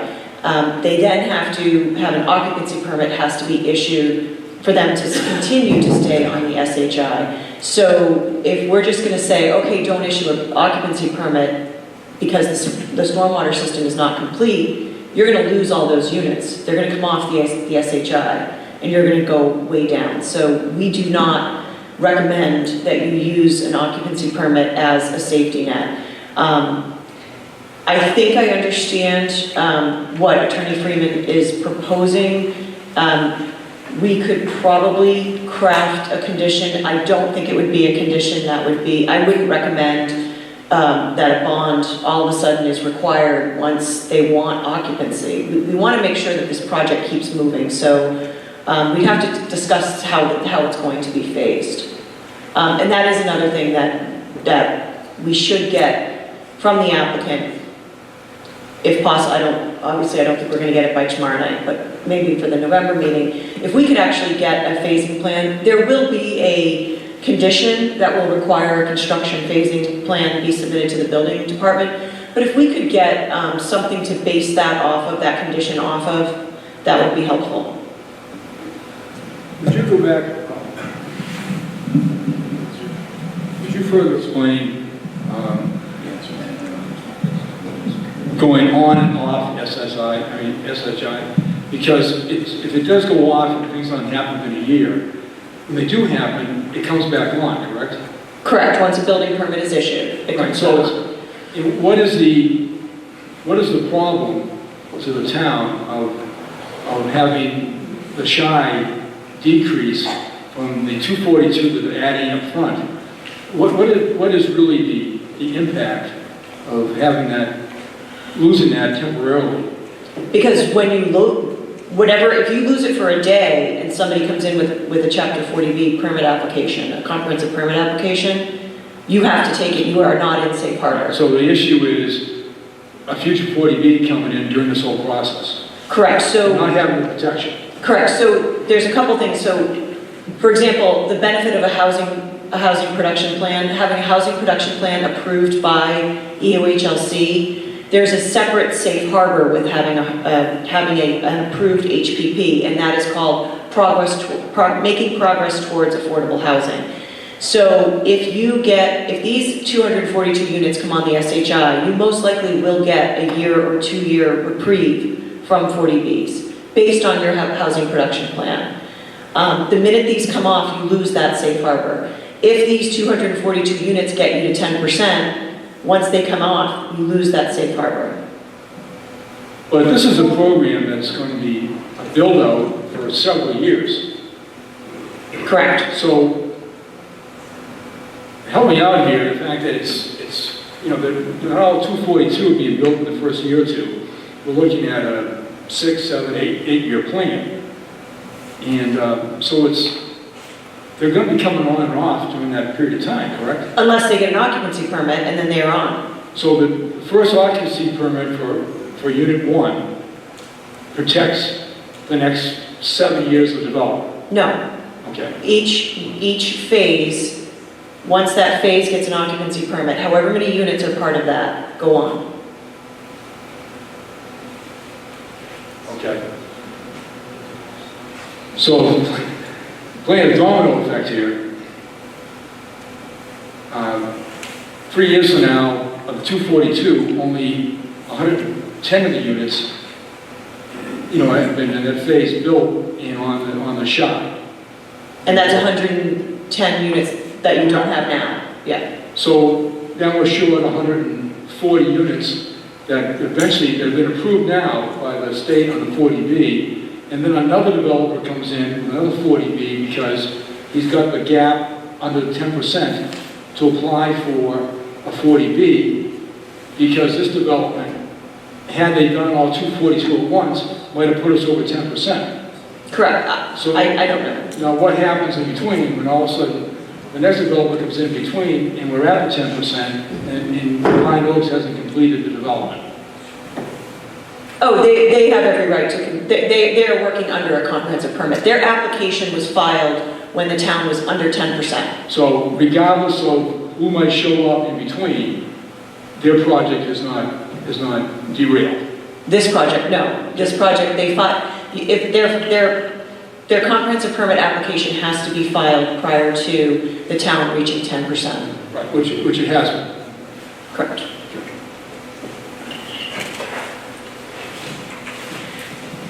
All right, well, Mr. Chairman? better minds than me are going to figure this one out. Yes. Yeah, just so you know, I'm sure that Attorney Questle and I can work out a condition. Sure. As I say, I've done it before, and her points and explaining the phasing are well taken and all of that. So, we certainly will endeavor to do that. Thanks. Appreciate it. Okay.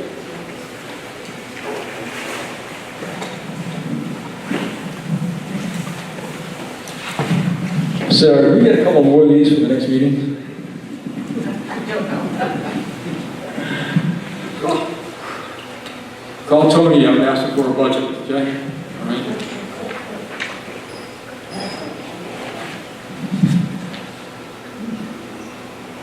All right, so take care of that. Whoops. I lost my companion page. Okay, thank you. Yeah, I need a second page.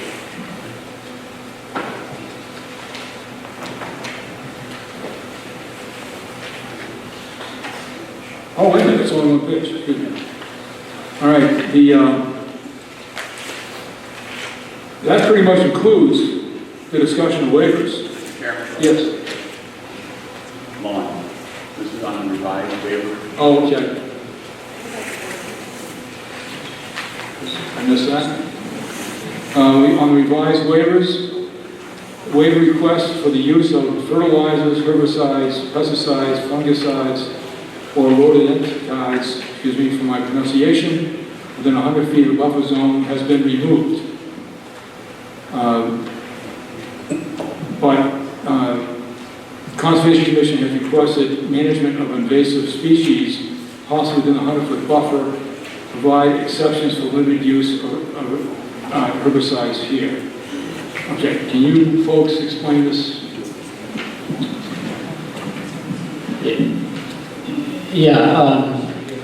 Under the wetlands bylaw, or excuse me, regulations, there's a provision that no herbicides, pesticides, etc. can be used within 100 feet of a wetland. And we asked for a waiver for that originally with really no intention of using it other than perhaps some of the starter fertilization for any landscaping that might be in an area where we need to revegetate. There was a lot of pushback during the public comment period and from the peer reviewers, so we said we don't need that waiver. But then we understand that the Conservation Commission is interested in us managing the invasive species that are down near the cranberry bog wetland within 100 feet. So to do that, particularly Japanese knotweed, is almost impossible to remove through mechanical or other means without the use of herbicides. So we would like an exception in that to allow the use of herbicides to remove invasive species at the request of the Conservation Commission in a targeted area. First of all, it's probably a temporary scenario, correct? Yeah, but definitely temporary, just during construction or immediately after that. If we provide that waiver, I would like, and at least my opinion, and everyone can speak for themselves, that whatever you use gets the approval of our conservation agent to accomplish that. Yeah, perfect. So as long as she's approving, because she has asked us to get rid of those invasive species, which is a plus, and I appreciate that. So whatever means is required, as long as she, you can see the conservation agent, approves your mitigation plan, that would be my personal approval. Members of the board on that? Okay, I think we're all fine with that. And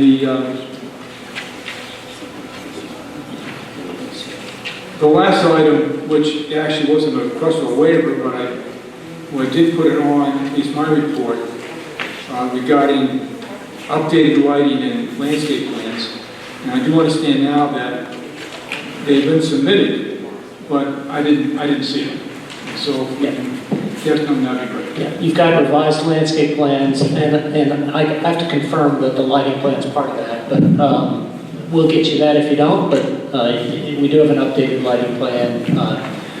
The lighting plan is detailed for phase one, where we have the architecturals advanced to a pretty good state. We know, the comment from the peer reviewer was they weren't sure there was adequate lighting at the stairs leading up to the buildings.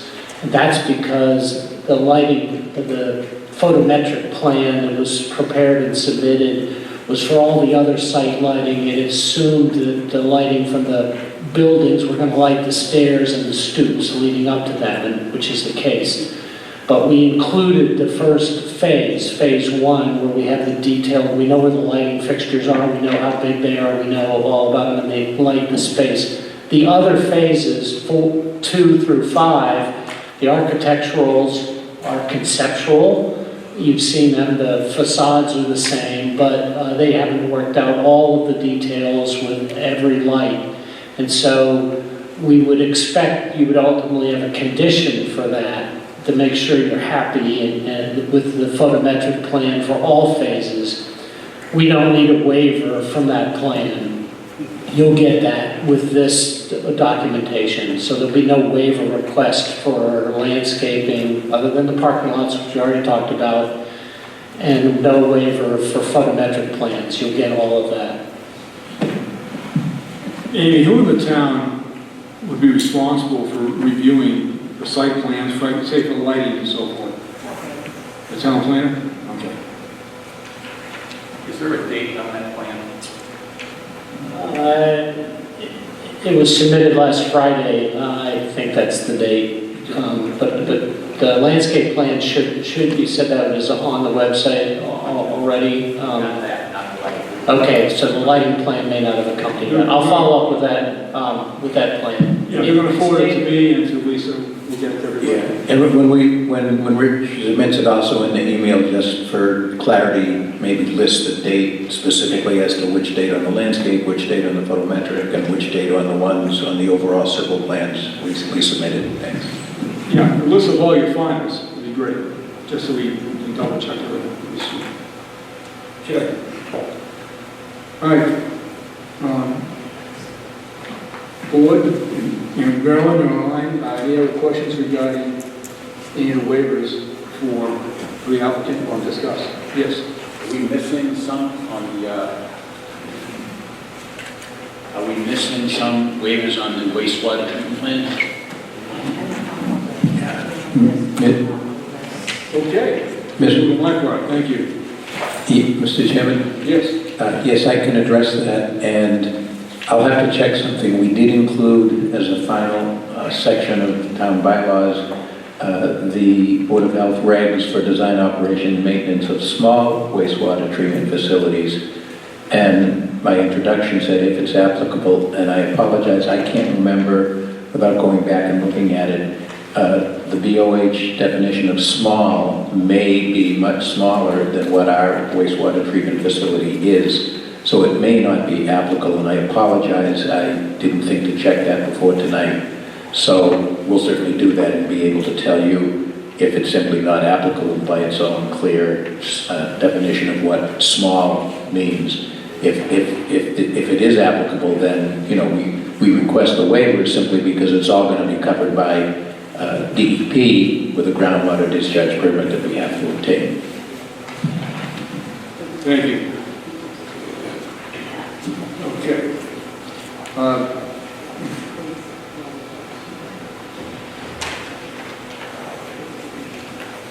Thank you, Chris. So basically, we're looking at, I think, page 7. I think we covered what you listed here. We started listening on the national report from the applicant. We want to get back over. The review was from 104 down. Is that correct? Yeah. Okay. All right. So we're on page 7 of the report, and we're now looking at the Town of Harwich Conservation Commission Wetland Protection Regulations. The first one, 104, resource production areas, the buffer zone. Make sure we go through this, Norman, just start reading it. Any questions?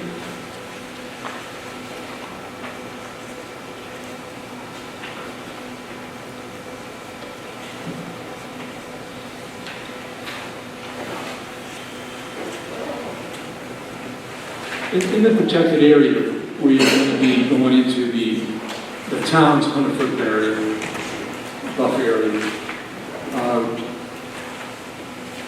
discussing here the fact that you're going to be designating which 4-inch trees are going to be removed and those that are going to be saved, correct? Yeah, the plans have limited impacts within the buffer zones, both town, local regulated and state regulated, and we will identify those trees on the outer perimeter that would be need to be removed for the clearing. there are only really 2 spots, Right. which we saw in the field on our field visit. Is that something that our conservation agent, once you mark them, can take a look at it and say, fine? Well, during the notice of intent, the Conservation Commission will be reviewing activity within their jurisdiction. Okay. All right, So yes, we'll have to document what is going to be taken down and how it's going to be mitigated. okay, so as long as you're flagging those things, so they can take a look at it when they walk the property, that'd be terrific.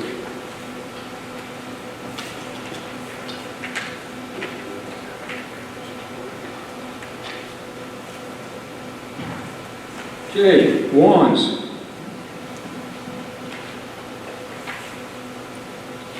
$1.06.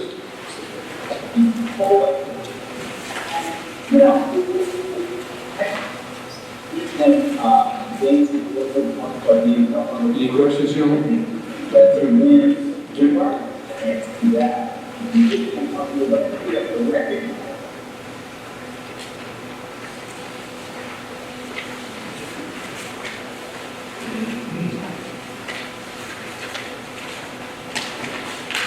Just to confirm, and it was part of the projected conditions that I sent to you for tomorrow night. So the use of fertilizer, can you just, regarding the lawns on the development,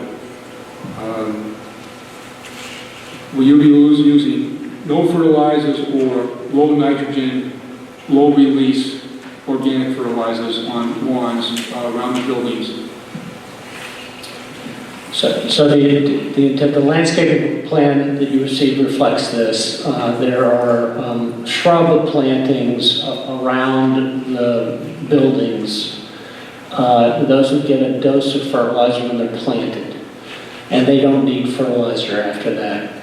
The lawns are using native seed mixes, and they don't need fertilizer at all. So no fertilizer for lawns, for turf areas. We have 2 different kinds of seed mixes.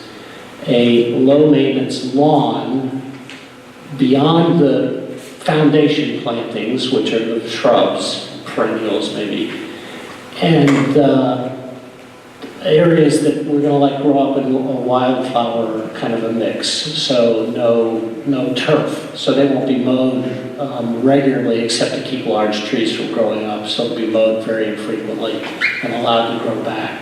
Those 2 areas are identified on the landscape plan, but the perimeter lawns, no fertilizer.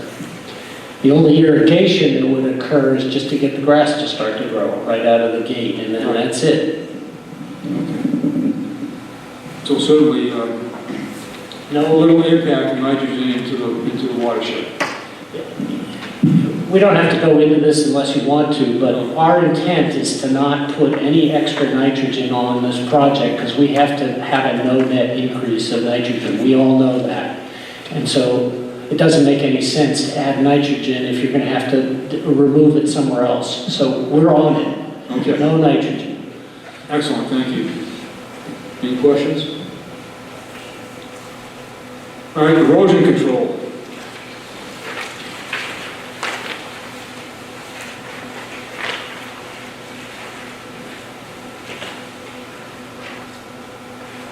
No question. Any questions? Okay. All right, Town of Harwich Board of Health Regulations, Design, Operation, and Maintenance of small wastewater treatment facilities. Mr. Chairman, Yes. this is the one that most likely they do not need.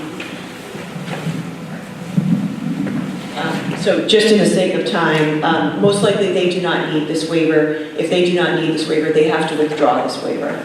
So Attorney Freeman already stated that he's going to address that by November.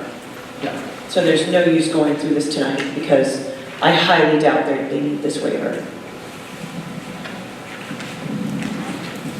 Good to know.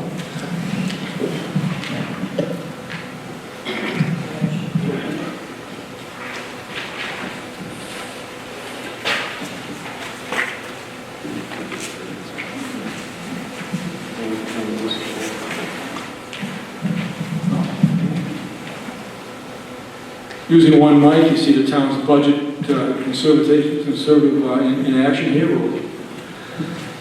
All right, so we're done with the Harwich Board of that. All right, does that also include any, all this whole section, groundwater, evaluation? Yes. Okay, so we're done with this section. I believe that now completes the review of the waivers. Everyone in agreement? Okay. What time is it? 8:21. Moving right along.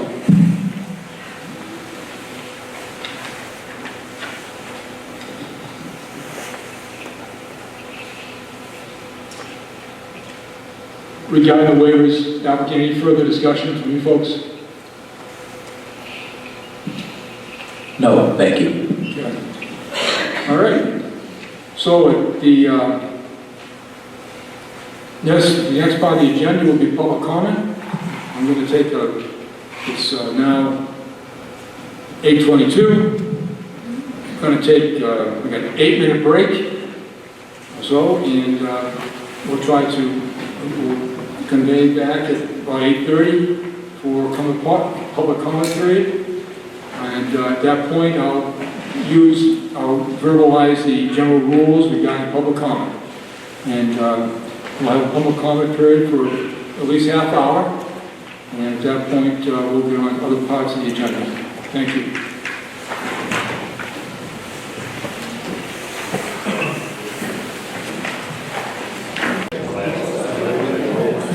Okay, we'll call this back to order.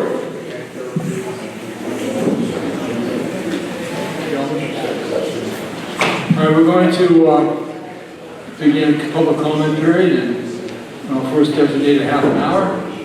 We'll see how we go. The usual requirements. Allowing 3 minutes per speaker. After 2.5 minutes, there will be a warning that you have 30 seconds left. If at that point, I would appreciate that you conclude. If there's time available at the end of the public comment period, then I'll call upon, in order, folks to come back and complete your statement, okay? As best that I can.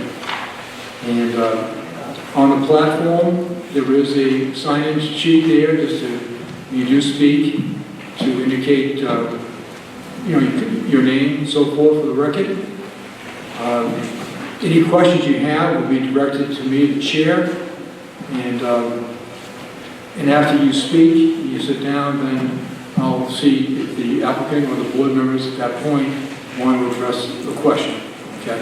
Or perhaps they get addressed at the end of the comment period, so we don't waste time for, we provide ample time for everybody. Okay. So, that first being said, I welcome the first person who would like to stand up and, come on down. Okay. Good evening. My name is Scott Norm. I live in Pleasant Lake here in Harwich. Good evening. My question is about wastewater treatment and the dangers to Sand Pond, West Reservoir for addition to phosphorus to the natural resource. It's generally accepted that the impairment of fresh water on Cape Cod and elsewhere is more a factor of phosphorus than it is of nitrogen. I mean, it's great to hear that there's a goal of not adding any net nitrogen to the system from this project.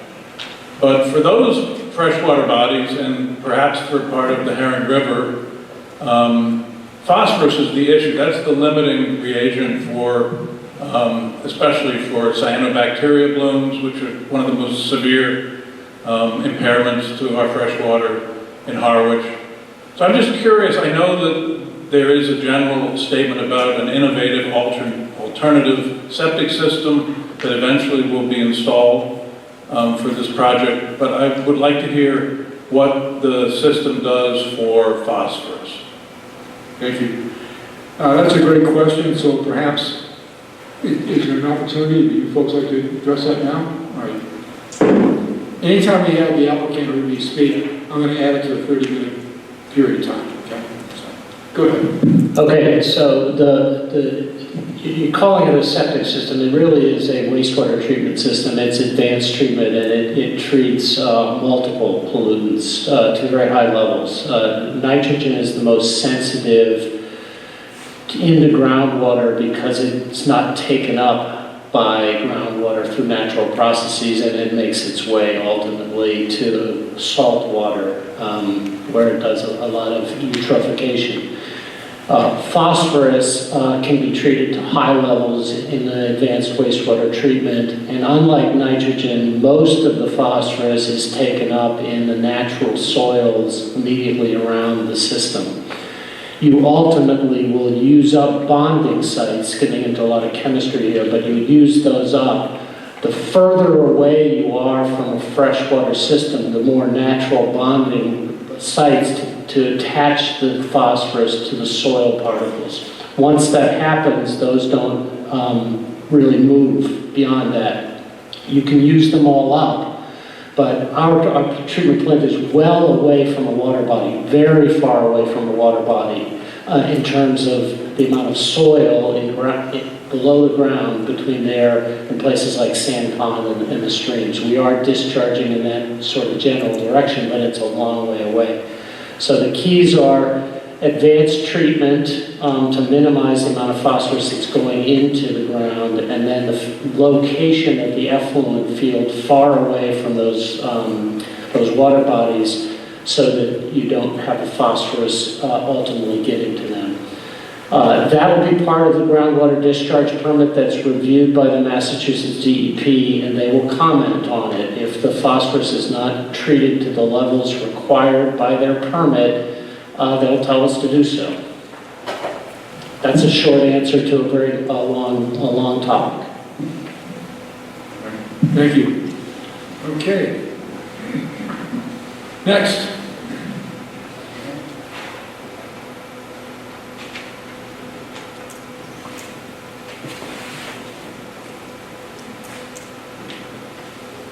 Good evening. Thank you, Patrick Otten, East Harwich. You know, I could reiterate all the old points again, that this project is in the wrong place. It's developing 30 acres of woodlands populated by the mass listed endangered, threatened, and special species of special concern. It's developing 30 acres, which includes wetlands and vernal pools. It's 3+ miles away from a pharmacy, groceries, doctor, stores, library, community center, accessed only by driving a car, on roadways rated D, congested, high-risk roadways without pedestrian access. It's also in an established historic rural neighborhood, a village with its own cultural character.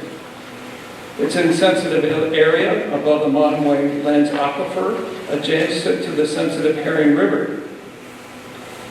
It's in the wrong place. It's the wrong size. 242 units in a zoned industrial light residential. It's also the wrong purpose. Residential units do not yield equity, only expense. It is only the landlord's bank account that benefits. I'm going to ask you, please, tonight, take the recommendations given to you by Joyce McIntyre in the review of the LCP and the Housing Production Plan.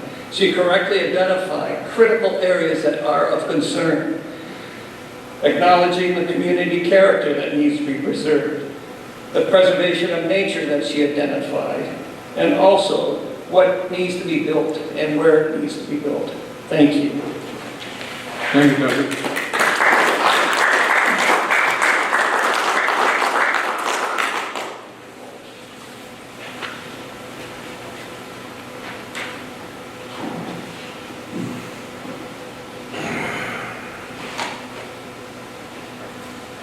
Good evening, Art Bowden, Harwich, and a housing advocate. I got a couple comments to make. Thank you, I'll take care of that. One starts off with the housing production plan. Now, this is not a new animal in town, it's been around for a long time. But my tenure with it goes back to 2016, when they came out with the last the first one. It wasn't the first one, but it was the third or fourth one. Anyways, in that plan, They came out basically with the same verbiage that the plan we have today. The town was supposed to make, or not make, I should say, produce 33 units a year. 33 units a year. So from 2016 to basically now, we produced 11 units. And those 11 units were from Habitat. That's all we did as far as our housing program went. Also in that housing production plan, this goes back to 2016 now, they put in that the town should hire a housing advocate. And lo and behold, the town did. Now this in itself speaks where the town stands. We have a paid position, a staff person, that in that position's job, housing is their mission. That's what they do. They don't do anything else. They promote housing. So we have a full-time active housing advocate in town. That in itself tells you exactly where Harwich stands. And when I say Harwich, I say the select board and the annual town meeting. That position was voted on by at the annual town meeting. Since then, we've now have a housing trust. They got a project, and they'll be sitting up here pretty soon presenting their project. They're in a process of signing a contract with a developer. It's unfortunately, I don't want to say it's unfortunate, but it's going to be almost in the same neighborhood. Anyways, my comment about the housing production plan is we have plans. We have a lot of plans in town. We have a local comprehensive plan. We've had them for years and years and years. But the one thing we haven't had housing. It's time to put the plans aside and it's time to start building some housing. That's what we need.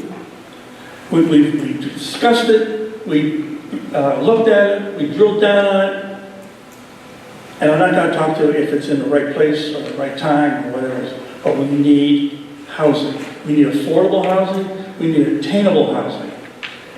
Everywhere you go, you can't pick up a newspaper, you can't turn the TV on, you can't travel from one end of this country and not hear the word housing. It's not our problem, it's basically everybody's problem. Everyone has a little different twist on it, but it comes right down to the same thing. We have plenty of housing here in Harwich. I always say, we got plenty of houses, except for most of us can't afford them. But I don't demean there are people that can afford them because they help us with our infrastructure, they help us with our tax base. God bless them. But we need housing for everybody. Thank you. Thank you.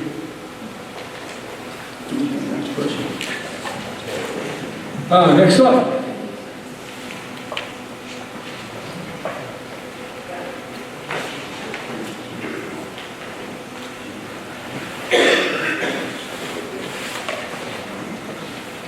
If you could check that mic there, I think it's about to fall over, or perhaps it's not, just make sure it's not. Oh, it's okay? Okay, good.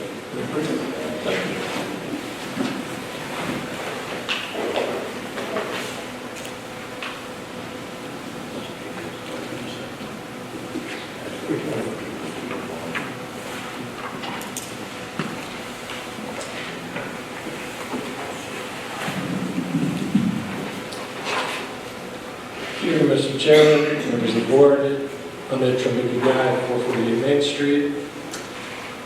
I'd like for you to consider from a slightly different perspective, if you will. Items Village 4, as currently proposed, does not benefit the very group 40B is intended to serve. People in need of affordable housing. The location is in the middle of an industrial corridor. There's no public transportation. It's dangerous for passenger vehicles. There's zero pedestrian egress. Attempting to navigate with a bicycle is taking your life in your hands. Furthermore, it's a retail desert. It will be an isolated colony with no convenient access to basic services other than the proposed on-site daycare. At minimum, it should also have an on-premises convenience store for milk, bread, butter, eggs, toilet paper. It should have an on-premises urgent care for falls, kitchen accidents, illnesses. Someone struggling to make ends meet should not be expected to call an Uber to get a quart of milk or to seek emergency medical care. There are more factors to making housing affordable than just reducing rent. I implore you, in all of your decision-making, to take as the primary criterion assurance that this project is first and foremost for the benefit of people in need of affordable housing. 40B should not be used as a shield for indiscriminate development. Thank you.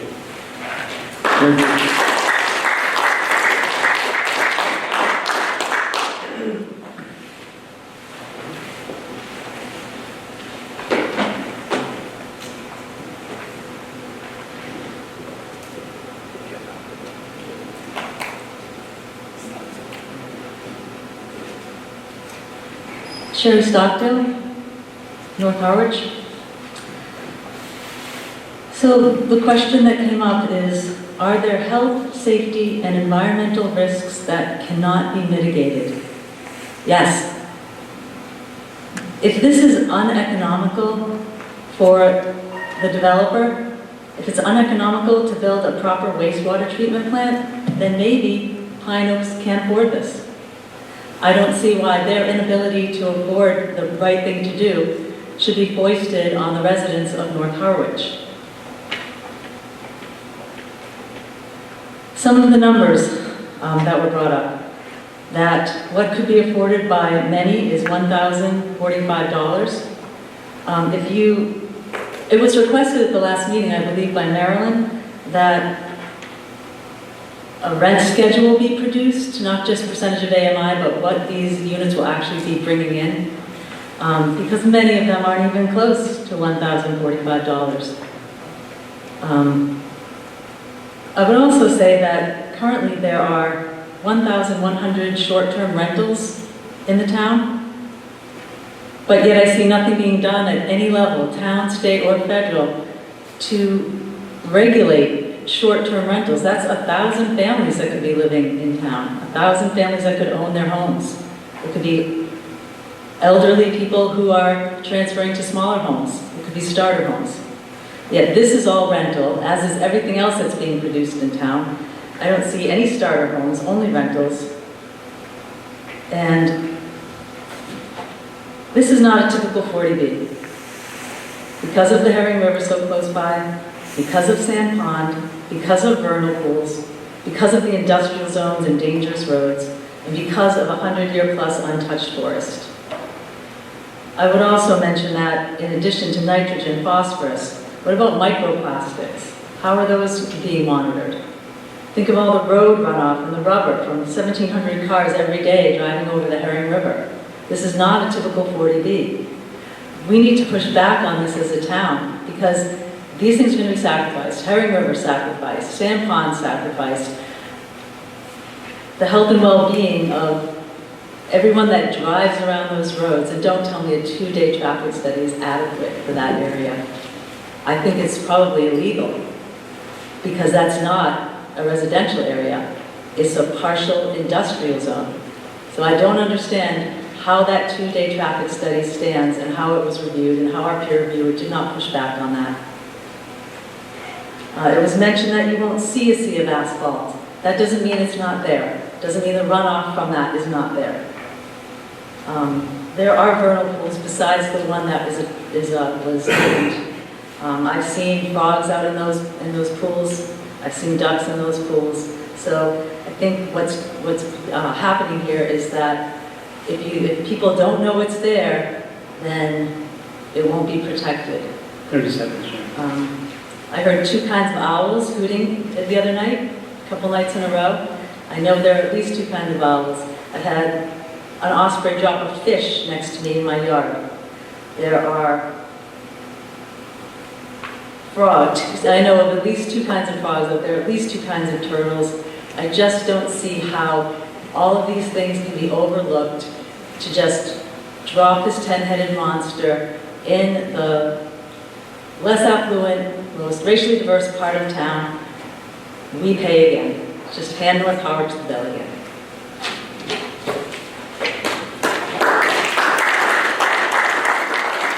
Thank you.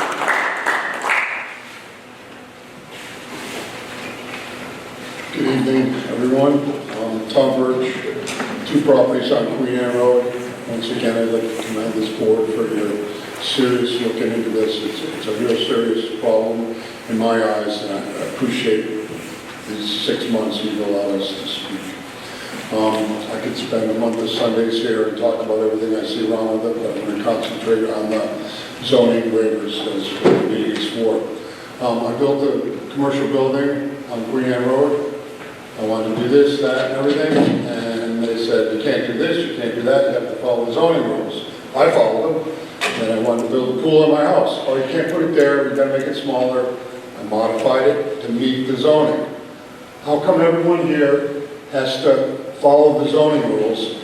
That a giant development like this can give us a whole big long list of everything they don't want to follow our rules.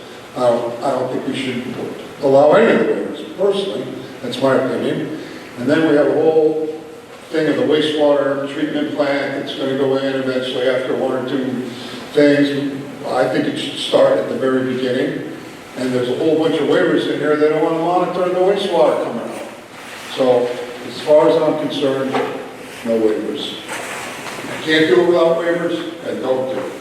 Thank you.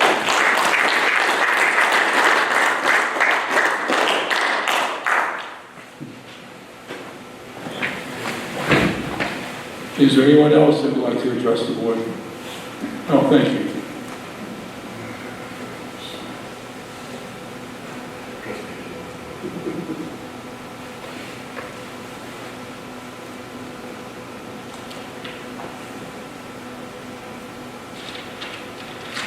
Hi, Teresa Johnson, North Harwich. I just have a couple of different things that I'd like to bring up. I wanted to mention some information about the September 24th meeting where town council said that the developer would not be functioning on Title V septic systems. However, they will be functioning on Title V septic systems during Phase 1 and 2 of the project. This poses a serious threat to the Herring River, having how many units in Phases 1 and 2 on Title V septic systems for approximately 4 years until their treatment facility is online.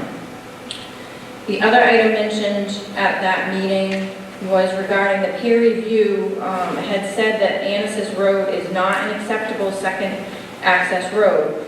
It's a 12-foot ancient way. And how can the town consider multiple eminent domain takings on our taxpayers to widen this ancient way to benefit this development? There was discussion that at that meeting that it was going to go back to the Harwich Police and Fire for further discussion about this ancient way. The other couple of things that I just wanted to briefly mention was front page of the Cape Cod Times on September 26th. The title is Bid to Pause Downtown Hyannis Construction Draws Concern, Loss of Local Control. This is going to happen to us, and it is happening to us. We don't have control anymore. These 40Bs, they're going to ruin our town. It says, Barnstable Town Council member wants to temporarily stop development in downtown Hyannis to help protect the village's history and architecture. The proposal comes 2 years after the council passed what is called form-based zoning for Hyannis, which is meant to promote mixed-use compact housing and walkability. The article continues and goes on. There's no walkability for this development. It's huge, it's over height, it's over too many living floors, or however you call it. A Cape-style house can't have a finished basement, but we're gonna let this monster go in with how many stories and how many living floors. Just Google Hanover Hyannis, that monster behind BJ's. Hanover Hyannis rental prices start at approximately $2,770 for a studio and go up to $4,875 for a 3-bedroom room apartment.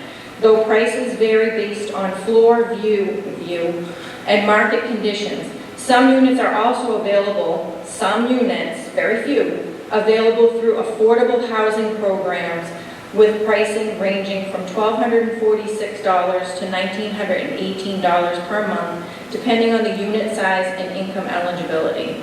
30 seconds, ma'am. This is what we're going to end up with.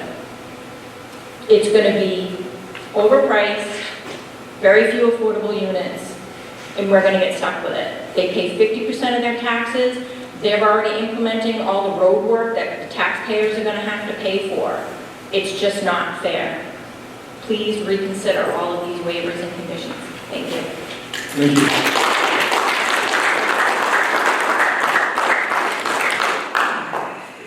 Anyone else like to address the board?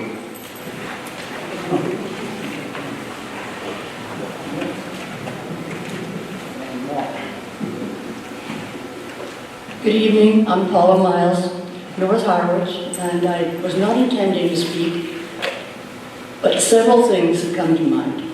One, driving here earlier today, I passed over the little bridge that goes over Main Street, and I was up to water to my hubcaps.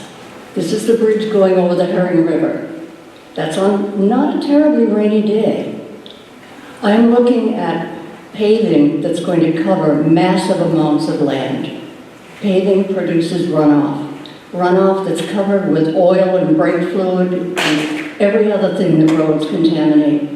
I watched it sluicing down into our river. I've lived on that river and enjoyed being part of that place for a long time. And I don't want to see it ruined.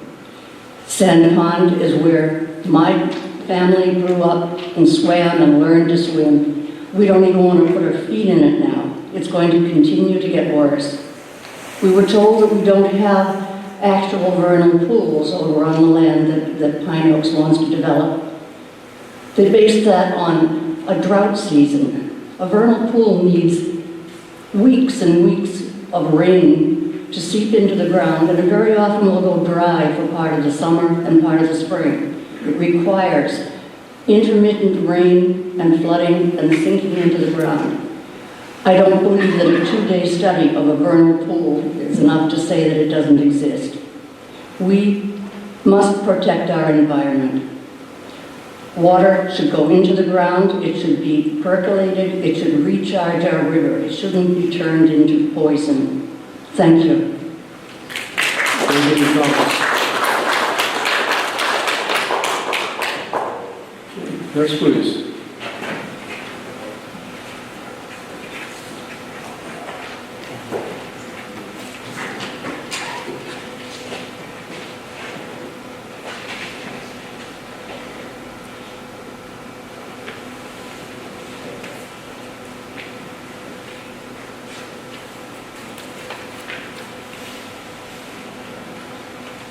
Hello.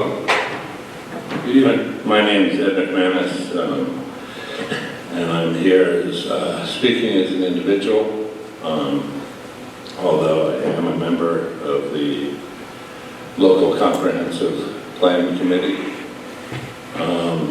And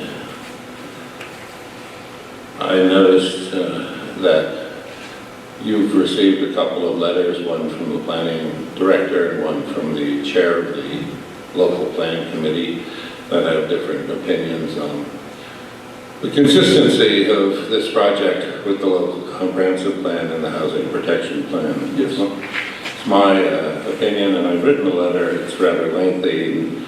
I have copies I'll leave for you, and I'll summarize some of the points I've made in it. Given the housing production plan is a plan that analyzes the housing situation, the social and economic data in town, and determines how our population is dealing or not dealing with housing. A lot are not dealing with housing well, and sets goals and benchmarks for the town to reach to provide that necessary housing.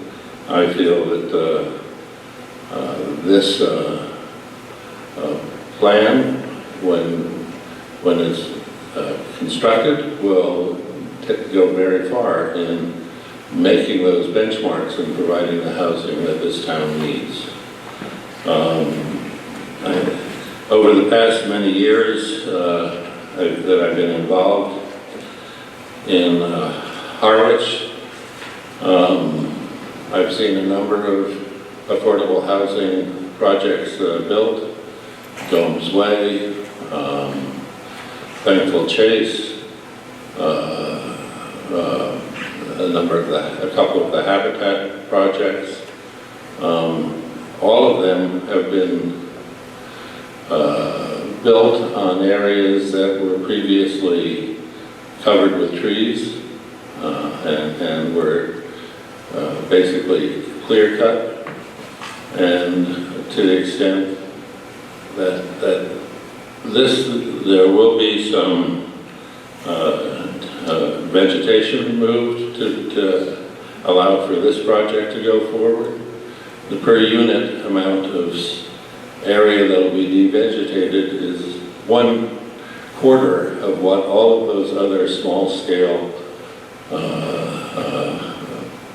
housing projects have, and that's one of the problems with putting your emphasis on only building small 10 and 15 unit housing projects, is that they tend to take out more vegetation than a very dense large project on a per unit basis. So I think, that being said, the goal in the comprehensive plan of minimizing the amount of removing vegetation for housing is better served by this project than a number of small-scale projects. 30 seconds, sir. Thank you. And I guess the final thing that I'm most upset about, some of the letters and some of the things I've heard, is that the way that people accuse the members of the Pine Oaks Board of doing this solely for profit. These are all volunteers. None of these people earn a dime off of this project. People make a living off this project: architects, engineers, carpenters, plumbers, all of the same people that will make a living off of any other project, any other housing that's provided in town. But the developers of this project, the board of the Pine Oaks Village Group, will not earn a dime. And to suggest that they're doing it solely to line their own profit, I find scurrilous. And I feel those who are making those accusations owe those people an apology. These are people that many of whom grew up in town and are people of good character, of much better character than the people that are making those accusations.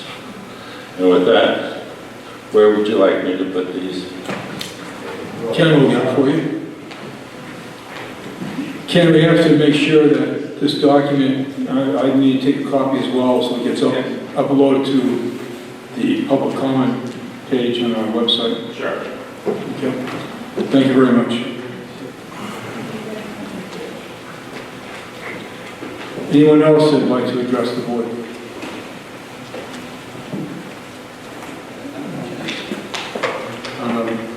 Is there anyone that felt they didn't have a chance to finish their statement? Okay, thank you.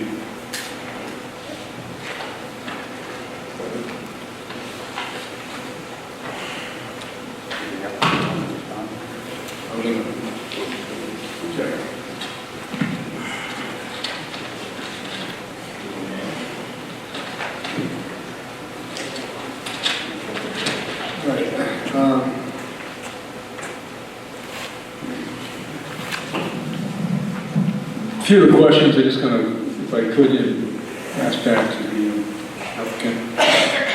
Marilyn did at the last meeting discuss, just have a clarification of the rent schedule. Have you made that available yet?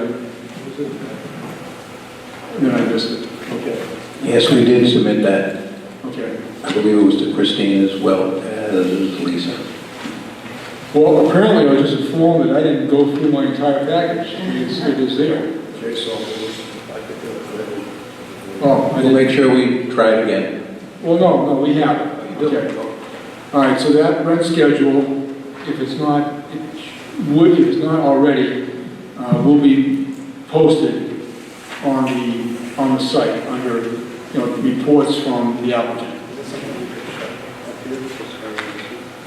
Do you not tonight? Sure, I can make it available tomorrow night. Okay, well, we'll put that on remind me to adjust the agenda tomorrow night to address the rent schedule. Mr. Chairman, can I ask one question? Yeah, go ahead. Is it a percentage of income or is it based on the unit? Well, it's both.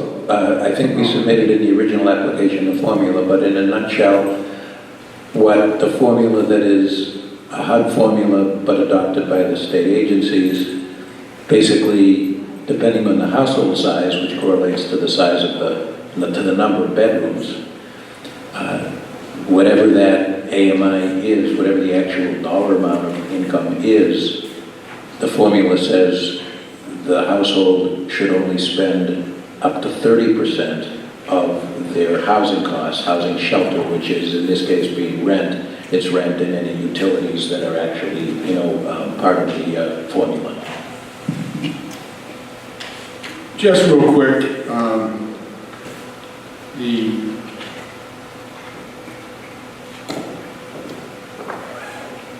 if I'm correct here, the bottom scale here is showing the projected rent is correct.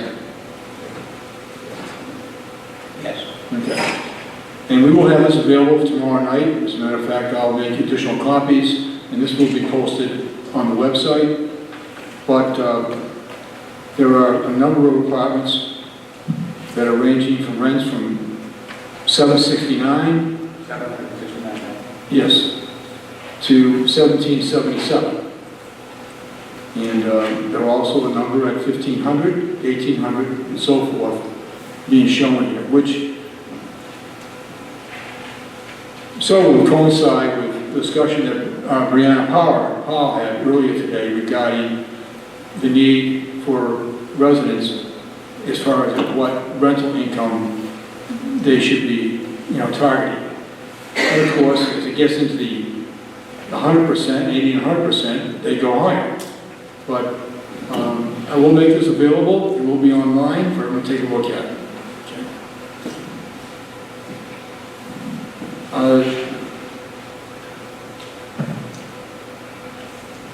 More than one person tonight talked about the road network and the runoff from the roads.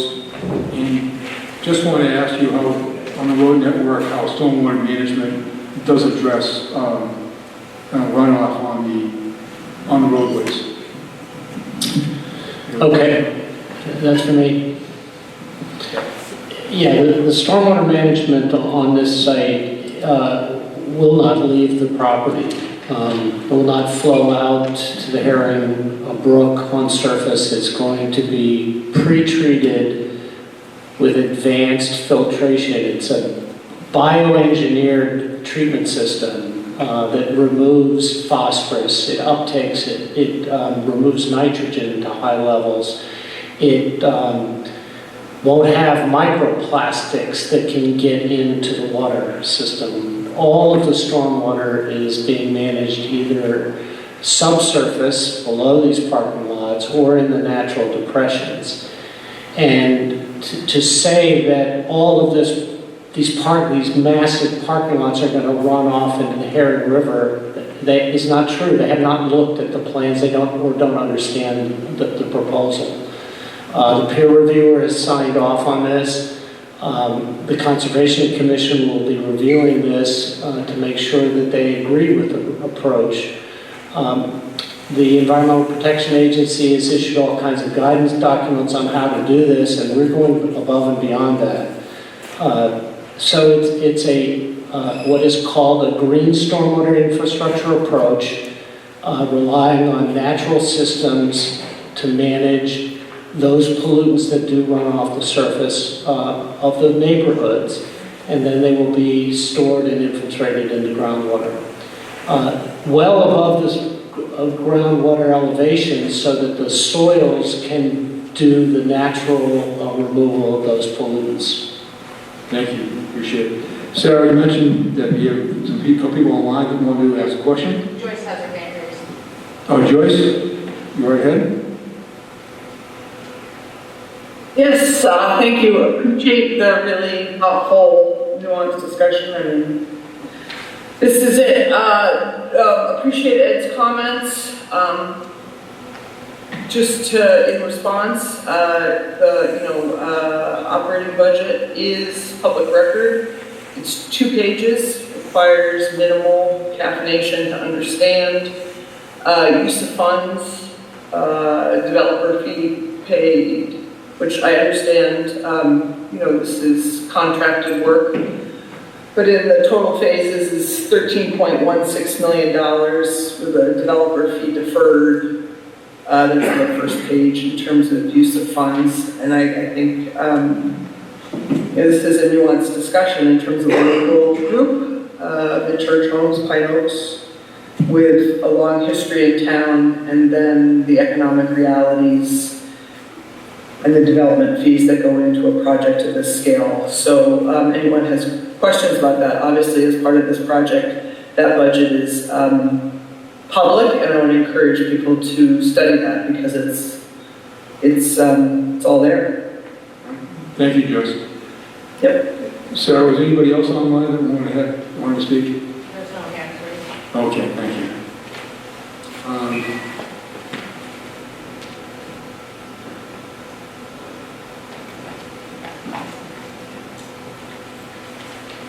Comment came up regarding Manassas Road, and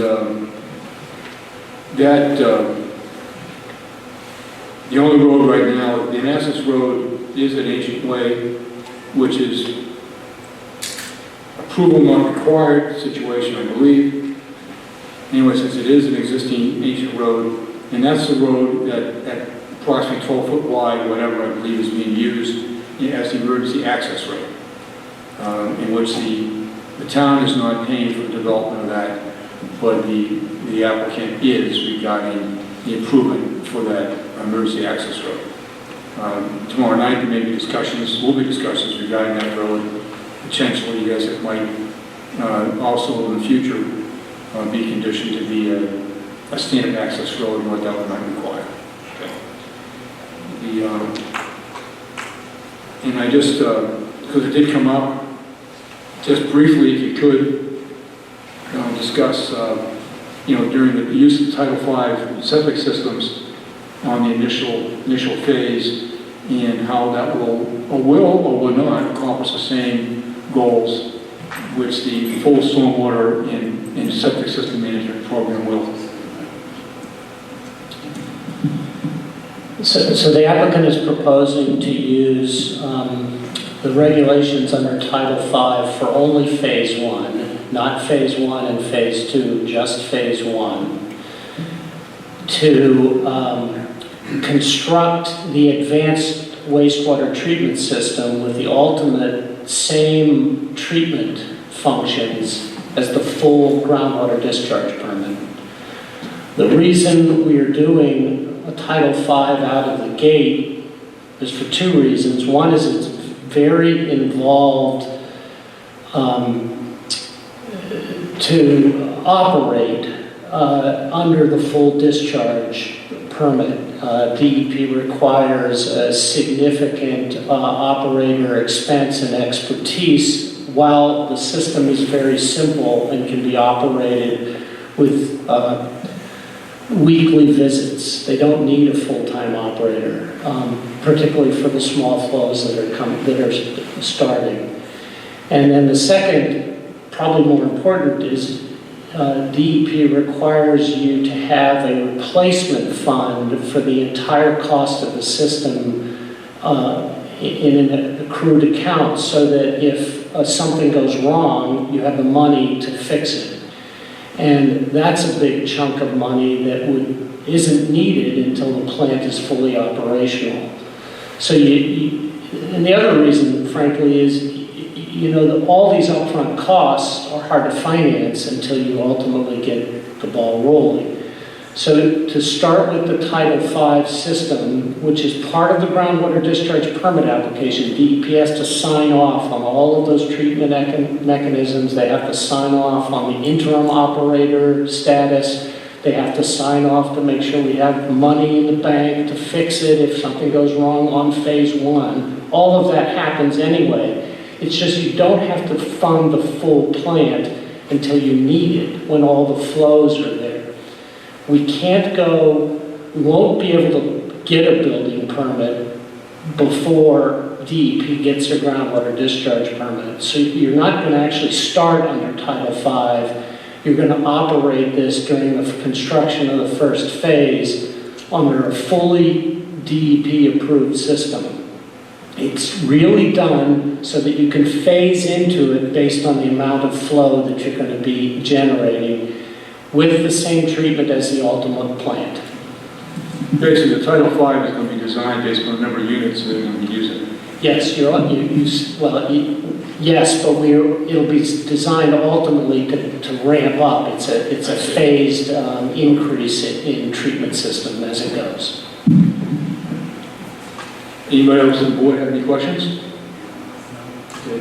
Were there any further comments or questions that you folks had?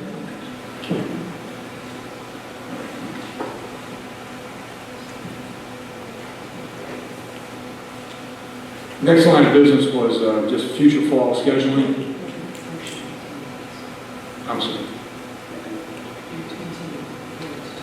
Yeah, but I will at some point. I just want to get through this. Probably that's on the agenda. I will be making a motion to continue. The next hearing will be in November 17th. We'll get to that.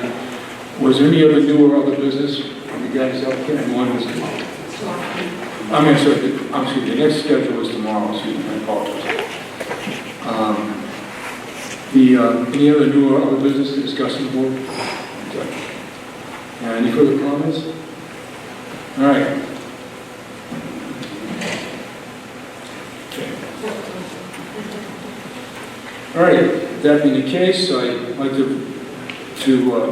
make a motion to move to continue case number ZB 2025-21, Queen Anne Acres LLC and Mid-Cape Church Homes to schedule public hearing on October 15th, which is tomorrow night, at 204 Cultural Arts Municipal Building Auditorium, Harwich, Mass., with a hearing starting no later than 6:30 p.m. in the auditorium. I have a second. Second. All those in favor? Aye.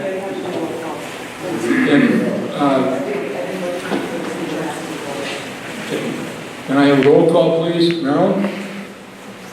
Aye. Aye. Aye. Thank you, folks. Meeting adjourned. Thank you.